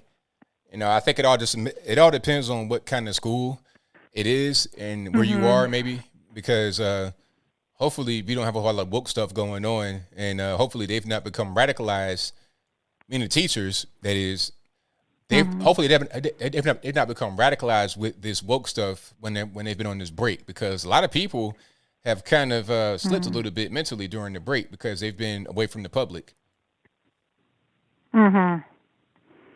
And then this thing with the private funding for the families in Cali, I think it's Oakland. You know, I'm all for private funding. It's nobody's business what these donors want to do. The irony is that, like you said, I think in your video, they're probably white. So how could there be so much racism if all these white people are giving their money away? Exactly. But like you say, I digress. The thing is that if we started a charity to help out those poor white folks, they would shut us down in 2.2 seconds, wouldn't they? Oh yeah, 100%. Like they don't. It's just so strange the way they operate. They say that they're, you know, so woke and so caring and so generous, but I think it's just a matter of them being self-serving, wanting to do things that benefit them and not anyone else. Because when they had that GoFundMe, I don't know if that was what they used for Kyle Rittenhouse, and I think they also sent money. I think Candace had opened an account for someone else. I forget who. They closed those things down. Yeah, right away, instantly. And they didn't say it was private then. And then I'll leave you with one more thing. After Biden's speech and after him falling up the stairs, I am thinking that, you know, I'm a realist. Aren't you just like ready for them to just rip the Band-Aid off already? What you mean as far as like them trying to Geppetto Joe Biden throughout If this we're whole... gonna get Kamala, let's just do this thing. Yeah, I mean, go ahead and do it. Like, I feel like they're trying to just ease people into it. But it's like, at this point, I'm not even really buying into what you're trying to sell me. I'm not buying this whole thing about, oh, well, you know, Biden, Harris, and Biden strong. No, stop playing games. Like you said, rip the Band-Aid right off and let's go ahead and get to it. Let's not play around anymore. I mean, she's already got, you know, a lot of things lined up, like a talk with Bill Clinton, right, about women empowerment or something to that effect. Yep. Good grief. All right, I'll let you go. Great show, great calls. And if any other parents out there are losing their mind like I am about all this stuff that the kids are, you know, we're trying to keep them away from, please have them reach out to me. I have a channel. Maybe they could talk. We could vent on my podcast. I appreciate it, okay? Well, thank you for your call. Definitely appreciate you. You're welcome. All right, bye. All right, a great call from Sonia. She's right there in the chat. Her channel, I forget, but she'll put it right there in the chat for you guys so you guys can go ahead and follow her over there. So shout out to her. Great call. All right. 386 on the line. Who am I speaking to? Hello, this is Journey. It's nice to meet you. Oh, likewise, man. What's going on? So I've been watching you for a while. I just want to say I'm a big fan, and I really appreciate what you're doing. I just had a question. I'm kind of nervous, so I had to write it down so that I could say it all. So I'm 20, and it's kind of off topic, but when it comes socially, like dating profiles like Tinder or just social media in general, it seems like it's just dominantly now like BLM and anti-white cis extremists everywhere. And I feel like really isolated socially and politically now, when I feel like I'm sad that I can't just have a respectful different opinion without being called a racist white male and shunned from almost everybody. And I've only now been not attacked by the extreme LGBTQ community who hate cis straight males because I myself am bisexual. So is there like any idea why, you know, what there is that I can maybe do in a social world like this at my age of 20? Like, because I feel like it just gets worse and worse. You know, okay, so when you say social media, you're talking about people that you know, like in your everyday life, or people that you just, you know, see online and you know, kind of just engage with that way? Both actually, like online and bios. Like there's stuff on Tinder. I don't know if you ever seen. There's stuff on Tinder that's like, if you don't agree with the BLM or if you are a white male, don't talk to me. Okay, okay. I'm gonna give you some uncle advice. I'm about a little bit older than you. I got a niece that's your age. I'll give you some uncle advice here. Tinder, I won't even mess with that, man. Tinder is not really where you want to. If you're just trying to, if you're not trying to be serious and you're trying to just, I don't know, Tinder is not really a good place for you to be. All these dating apps, stuff like that, this little quick hookup stuff, that's not where you want to be, boss. So I won't even mess with it. Really, that's kind of a warning sign right there. If you're on this app and you see all this kind of weird, woke, cringe stuff, you know you're in the wrong place. All right. Now, right. As far as Twitter and what you on like on TikTok and stuff like that, is that where you at? Instagram mostly, but Instagram? I'm in the real world too. Like my coworkers are the same way. Now, okay. Now, as far as your social media, I'll talk about that first. You can follow people that happen to have your, you know, same points of view. You know, like in my feed, I don't have anybody just crazy on there. If somebody comes on there that's, you know, kind of weird or leftist, I interact with them. We have a debate. That's fine. I like debating, but I don't follow people that are just ridiculous nut jobs. I follow the mainstream news sites to see what they're talking about. But as far as like prime example, Lil Nas X, I'm not going to be following this page, right? At all, period. I'm just not going to do it. I don't need that in my whole thing. So you can curate who you want to follow and have that be that. Okay, if you got friends and family that are kind of weird, you don't got to follow them if you don't want to. You could put them on mute or whatever the case may be so they don't get triggered or butthurt. And if they do get mad, oh, well, it is what it is. So now as far as your coworkers and stuff like that, hey, it could just be, you know, professional. You don't have to really get along with these people necessarily, but as long as you can just work together and be professional and not get into the politics stuff, it should be okay. Now, so with your coworkers, are you having these political talks with them, talking about Trump and Biden and the border and stuff like that? What mainly happens is, and it's not just with coworkers, I'm just like saying that's another thing. It's a lot of people I meet, like anybody, it feels like that way anyway, in person when I try to be social, that at the end of the day, they're an extremist like that. And it just confuses me because I don't know like who to meet. But anyway, no, with the coworker stuff, it's more like nowadays, if they are extreme like that, like that's like the only thing you ever talk about. Okay, so, but see, don't get into politics at all. Like, okay, what state are you in? Florida. I hate it here. Oh, Florida? Florida is like where it's at, man. Florida is actually a good place. Yeah, that's what I'm thinking. Maybe, yeah. No, Florida is a good place. You don't want to like try living in California. Oh, if you live in California, you'd be ready to go in and just jump off the bridge, man. Florida's a good. But see, I think what you got to do is get around a different circle of people, in your personal life, because Florida's a good place. You're in the South, it's straight. It might be depending upon what city you live in. If you live in kind of a liberal area, but it's a good place. I'm man. in Daytona, dude. It's terrible. You say where? You saying Daytona. Oh, Daytona. I mean, that's like what, like Alabama, ain't it? Or is that like further south? I'm not sure. I just know that it's Daytona, and I personally hate it here. Yeah, maybe you need to change the scenery. You say you're in college right now? I'm about to be. You're about to be? I mean, how about go somewhere else for college? How about go to a different city?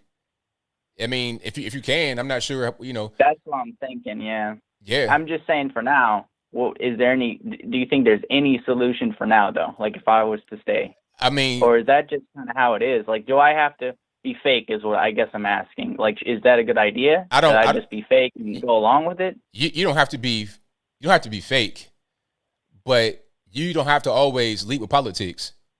You could just talk about other things. One thing about people, politics and religion, two toxic topics. You can't really win sometimes talking about these things. Even if, like, let's say you're a Christian. I'm not saying you are, but let's say you're a Christian and you're talking about religion when somebody else is Christian, and then you disagree with their particular viewpoint on what the Bible says. Now you guys are fighting for no reason. When if you just did not talk about religion or politics, everything would be all right. Keep things away from that. When I'm with family and they bring up politics, I don't say nothing. I don't say a word because I don't even want to get into it. We could talk about things that are not politically related. So that'd be my advice. Avoid politics and religion because it's not even worth it. And maybe just find new people to be around that aren't so butthurt and dumb when it comes to just regular stuff. Right. Yeah, man. So that's my advice to you. I mean, I would say that like most of the time it's kind of like it's like if I know that's how they think. Like obviously if I can't handle that, I should just move on, right? To a different person. Yeah. I'm just saying that it gets frustrating when that's like, I feel like, at least personally, where I live, that's like almost every single person I meet. They can seem like the nicest person, but then they'll have that ideology that's so hateful that I feel like it's toxic to be around them. You know what I mean? Yeah. I mean, at a certain point, if you're around toxic people, that's bad regardless of what they identify with. They could be on drugs, they could be bad politically or whatever the case. You wouldn't be around good people, period. I guess, man, it's just hard, but it's hard. Life ain't gonna be easy. It's not gonna be easy. It's definitely a hard thing.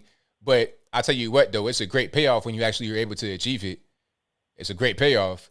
And then if you feel like your area is kind of toxic and the people you're around might need to move around, at least travel, go somewhere, take a trip somewhere if you can. You're a young man, but you might still be able to do it and just see different things. So hopefully that helps you. Right. And the other thing, one more thing, I know I don't want to take up too much of your time. I apologize. But I love how you're basically like you're like the one black person that I've seen online kind of break the barrier when talking about BLM and stuff and about not being completely with it. And for me, I'm like I'm part of the LGBT, I'm gay, I'm bi, you know, I'm trans and stuff like that. So you're an inspiration because it shows that just because you can kind of like, I guess, you're quote unquote a part of that group, if you know what I mean, you can stand out and you can be strong with your correct ideology. You know what I mean? I'm with you on that, but I'm gonna say one last thing. You say you're trans, is that right? Yeah, I'm gender fluid. Okay, now if you got that going on, you got to understand that's going to put you at a disadvantage of being able to meet people that aren't so toxic and liberal because they feel like you're on their team. You see what I'm saying? So yeah, I guess so. That's going to be a roadblock for you. So understand it's going to be kind of harder for you if you got that going on. It's not necessarily impossible, but it is going to be a roadblock because they feel like you're on the same side. So I'm going to throw that out there for you, man. So thank you for the call. Definitely appreciate you. Yeah, of course. Thank you, man. All right.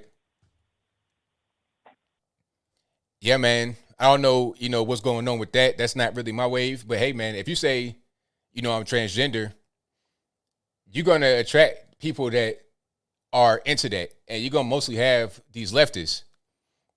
It is what it is, man. So if that's life if you live that life, be ready for what it comes with. And if you're not ready for what it comes with, you might want to do something else. All right. Yeah, it's not 100% due to me, too. I'm reading your comments, but I can't judge them. You know what I'm saying? I don't know what's going on. As a young man, I done seen people that are kind of feeling that way when they're young and then grow out of it. But hey, you're going to have that problem of meeting some toxic people if you are in that lifestyle. And stay off Tinder, sir. 573 on the line. Who am I speaking to? Hey, this is Nick. I'm out of Fredericktown, Missouri. Is this ABL? Yes, it is. Hey, I'm 43. I was raised in Alaska, but I moved to Missouri. Both of them is red states, but Alaska is becoming particularly woke. And I'm amazed that I got through to you.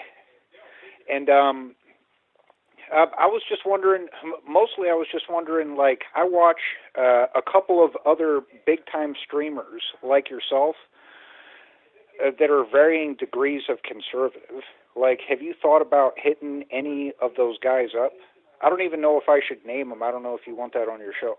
Oh, it's fine. You can name them. It's all good. Ben Shapiro was one of them. Conservative Twins was another one. Crowder was another one. I see that your numbers on the stream are way up. You've gotten exponentially more popular. And I've seen that you worked on other people's videos before. There was one where you were in a room full of people discussing. It was one thing in particular. You said the one thing that Obama did for the black community was show the black community that a black man could be president. Yeah, that was on Jubilee when I was in LA. That was a lot of fun. I thought that was hilarious because I feel like that's about the only thing he did during his presidency too. Sure did. But I mean, seriously, have you ever thought to get down with any of those guys? Absolutely. I've met the conservative twins, Hyde twins. I met them when I was in D.C. And they're really, really cool guys from Virginia, just like me. They're from Martinsville, which is over there by Roanoke. And, my dad is from Roanoke, so that's, a common tie right there. So we got along pretty well. Yeah, they're really good guys. I love to do Crowder's show. Ben Shapiro, he's over in Nashville, so that ain't nothing but a 2-hour drive for me, so I love to go do that. And Candace Owens is out there, and I know Brandon Tatum personally, so I love to go out there and meet him, do something with him. It'd be great for sure. Okay, so you already have met the Hodge twins, and you already are tied in with a lot of these people? Yes. Very good, very good. The other thing was, I was raised conservative, and I kept it that way. I love capitalism, love the First and Second Amendments, and we got guns here, and I'm worried about the feds going to eventually take them away. I've already considered burying everything in a deep hole somewhere and waiting for a smart administration to take over. That'd be a good idea. So they can't take it in the meantime, and then when the good folks come back in town, you could just dig it on up and be like, "Hey, I didn't know I had these. I found them just by accident." Yeah. The boat got unsunk. That's right. Also, do you like to shoot? Yes. Okay, very good. What do you recommend for rifles? I've only owned pistols, and I got to tell you, nothing of mine has ever been on paper. Anyway, I don't like the idea of having everything I do being tracked. Like, what do you mean? Like, as far as a brand name? Well, you could throw me a brand name or a specific weapon. I ain't nearly as big as you. If I remember right, you are in the 6 feet up range. I'm barely scraping 6 feet, and you probably got about 30, 40 pounds on me. I'm just guessing. Yeah, I'm about 6'3". I'm about 215 right now, right around that. Yeah. Yeah, okay, you got more than that on me, sir. I'm 5'11" and about 180. Yeah, I mean, what I have right now, I have a carbine, 4-grip sight. I love it. Collapsible stock. It's great. I forget what the brand is. It's not really a well-known brand. I forgot what that brand was, but yeah. I have a regular handgun, a very, very common one. I don't want to say the brand name of that one. I don't want to say too much, but I got a few more, but that carbine, I love it. Collapsible stock is great. What I really want is a SBR, a short barrel. That's what I really want. But you can't really have the true stock the way it's supposed to be, so I'll wait until we can get some more laws on that one. Oh, I figure the way things are going right now, I'm glad we can actually get on to some politics.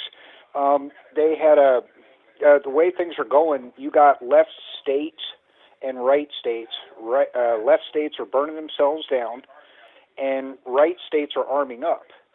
Now, when wasn't it Washington that was the first state that said, we're going to recreationalize grass, and come and arrest us if you don't like it, we're just going to do it? I'm not sure. I'm pretty sure it was Washington. But when they did that, whatever left-leaning politicians were in office that decided to tell the feds, you can't stop us, arrest us then, they crossed a huge line. Now, right. Other states saw Washington get away with it, California and everybody else opened up recreational and then medical and then recreational. And all the states learned off the other states how to streamline the effect. Now we have right-leaning states going, you want to take our guns away? There's a county in Missouri, I can't remember which one, but just recently they passed a law that says you can be a regular cop here and arrest somebody for private sale of guns or enforcing federal laws. But if you do that, they will not harass the officer for doing what he can. But if it ain't federal business and that county or city policeman does this, they will fine the corresponding department $500,000. Wow. Yeah, it's recent, but this is legitimate. Again, I'm in Fredericktown, Missouri. It's a small, predominantly hillbilly town, but it's 81% voted for Trump here. Right. And I just what I see in the future is every blue state burning itself down with no drug laws at all, and every right state driving around with bazookas and tanks as a result of them deciding to skirt that portion of federal law. Right, no doubt. But yeah, I have to wrap up here. So thank you for your call. Definitely appreciate you. Hey, ABL, thanks. I got my boy watching you too. He's 10. We both love your show. Thank y'all for watching. I appreciate y'all. Anytime. Alrighty, that'll be a wrap for me. If you couldn't get on, I'm sorry, but Blended White Man is not my fault. I'll be back again live on Wednesday, of course, at 8 p.m. Eastern Time to 11 p.m. Eastern Time. The first hour or so, I'll talk about what's happening news-wise, and then the last time in the show, about 2 hours or so, I'll take calls. And that'll be it. I got super chats on deck, and then I'm wrapping on up, put the bow on the top. Again, thank y'all for being here. Most certainly appreciate you guys. You guys are the best audience anywhere on the internets. All right, let's go ahead and go back to where I was. Let me see.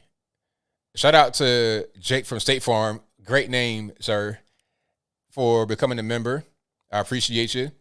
Thank you to Kimmy, who says, ABL, anti-view needs to be banned from your channel. Read chats. Love and respect you. Everyone should watch 17 Senators at the Border 326 by Ted Cruz. Shout out to Ty Nicholas, who says, work 10% more hours, you make 40% more money. Fauna Faye says, ABL, hey ABL, BET had Joe Biden open up the Image Awards show for tonight. Hashtag Image Awards ain't black. Wow. The Image Awards, really? Wow. That's crazy. Bob Johnson, oh man, I know you were upset. I know he sold it many years ago to Viacom, but good night. I mean, really, Joe Biden, you ain't black, that man, opening up the Image Awards? I wouldn't even go. But the Image Awards, they're super woke now, I suppose. Same thing with just, BET, Viacom in general. That's cringy. That's super cringe. Thank you to Tyrannius, who says, LOL, $1,000.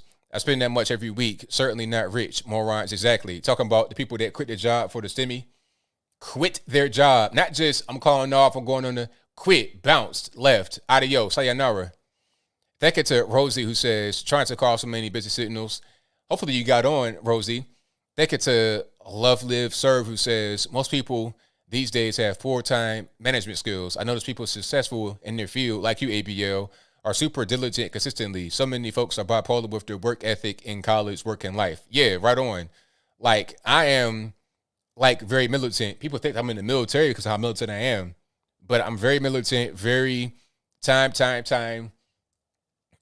just have been like that for a long time. Shout out to Fauna Faye, who says, just in case I missed it and you already talked about it, did you see where the Gorilla Glue girl is pregnant? Pray for those kids. Yeah, see, the Gorilla Glue girl is a whole grown woman, like 40-something years old. So, and she already got a whole football team of kids. And she got a whole basketball team right now. Now she got a bench player. But different story, I digress. Shout out to Chris, who says, you are amazing. Thank you for that. Thank you to Laura Catherine, who says, it's no surprise that mass shootings and senseless violence are on the rise under Biden.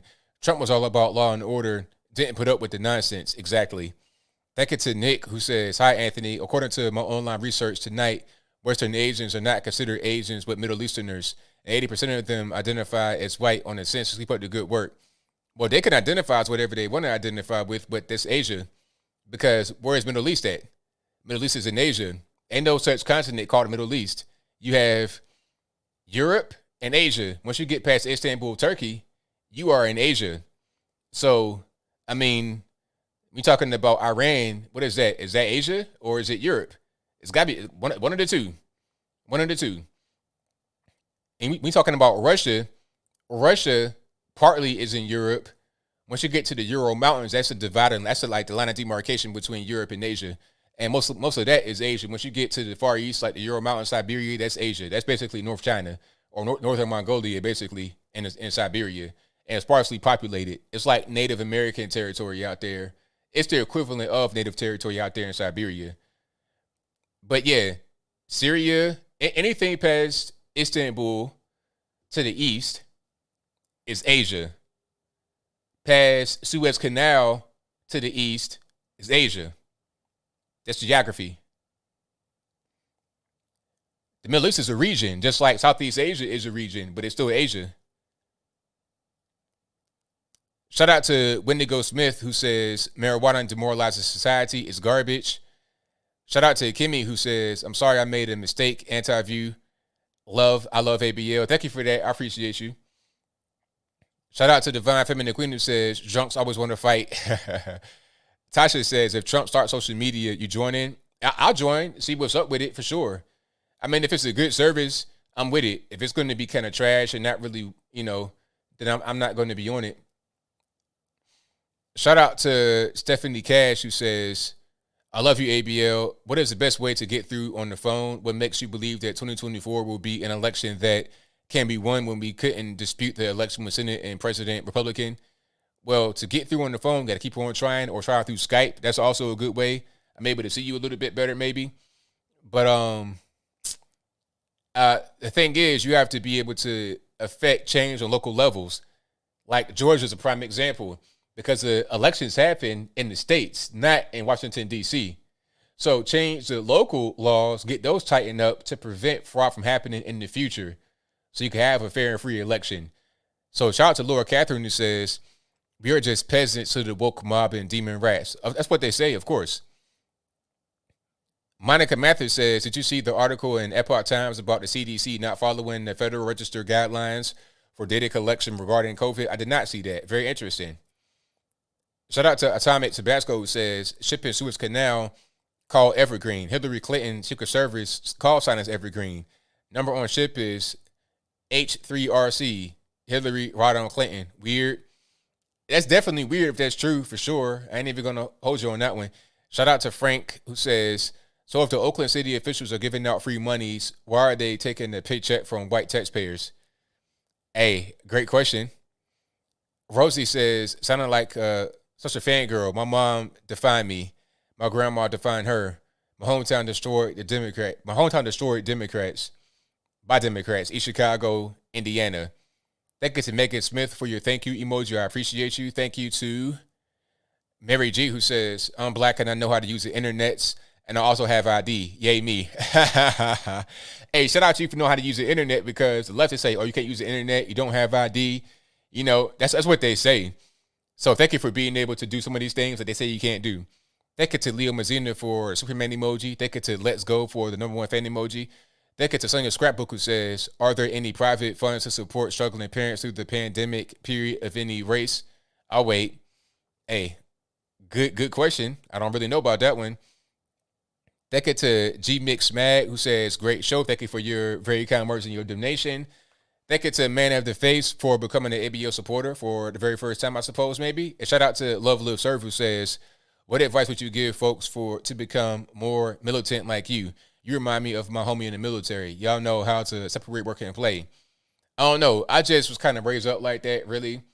Dad was in the military, firefighter, so I would see him do things like eat real fast, and just be so laser focused. That's just me, though. That's just my personality. I'm like that. So I'm not really sure how to get people to be like that. I don't really know. I would say just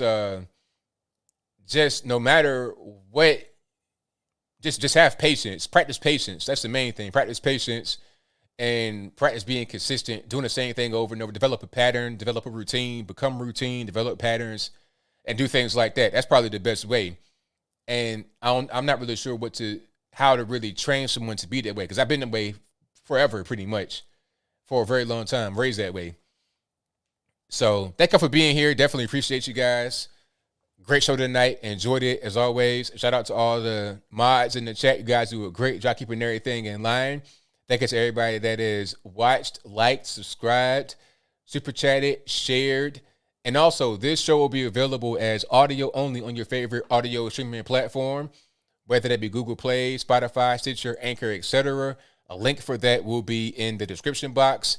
Or you could just search on those platforms for me. Just search ABL Live. I should pop right on up. Also, I got everything available that you can see here. The flags are available on bhedesigns.com.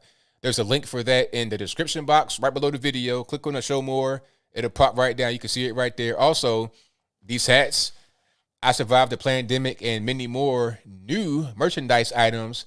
I put I'd say between 10 to 15 new items on the store with the revamp, ablmerch.com. The link for that will also be in the description box. If you go to my website, anthonyblogan.com, everything is right there. Original articles, my flags, my hats, how to contact me, email, snail mail, whatever you want right there on the website. But that'll be a wrap for me. So until next time, y'all be safe. I'm out, and peace.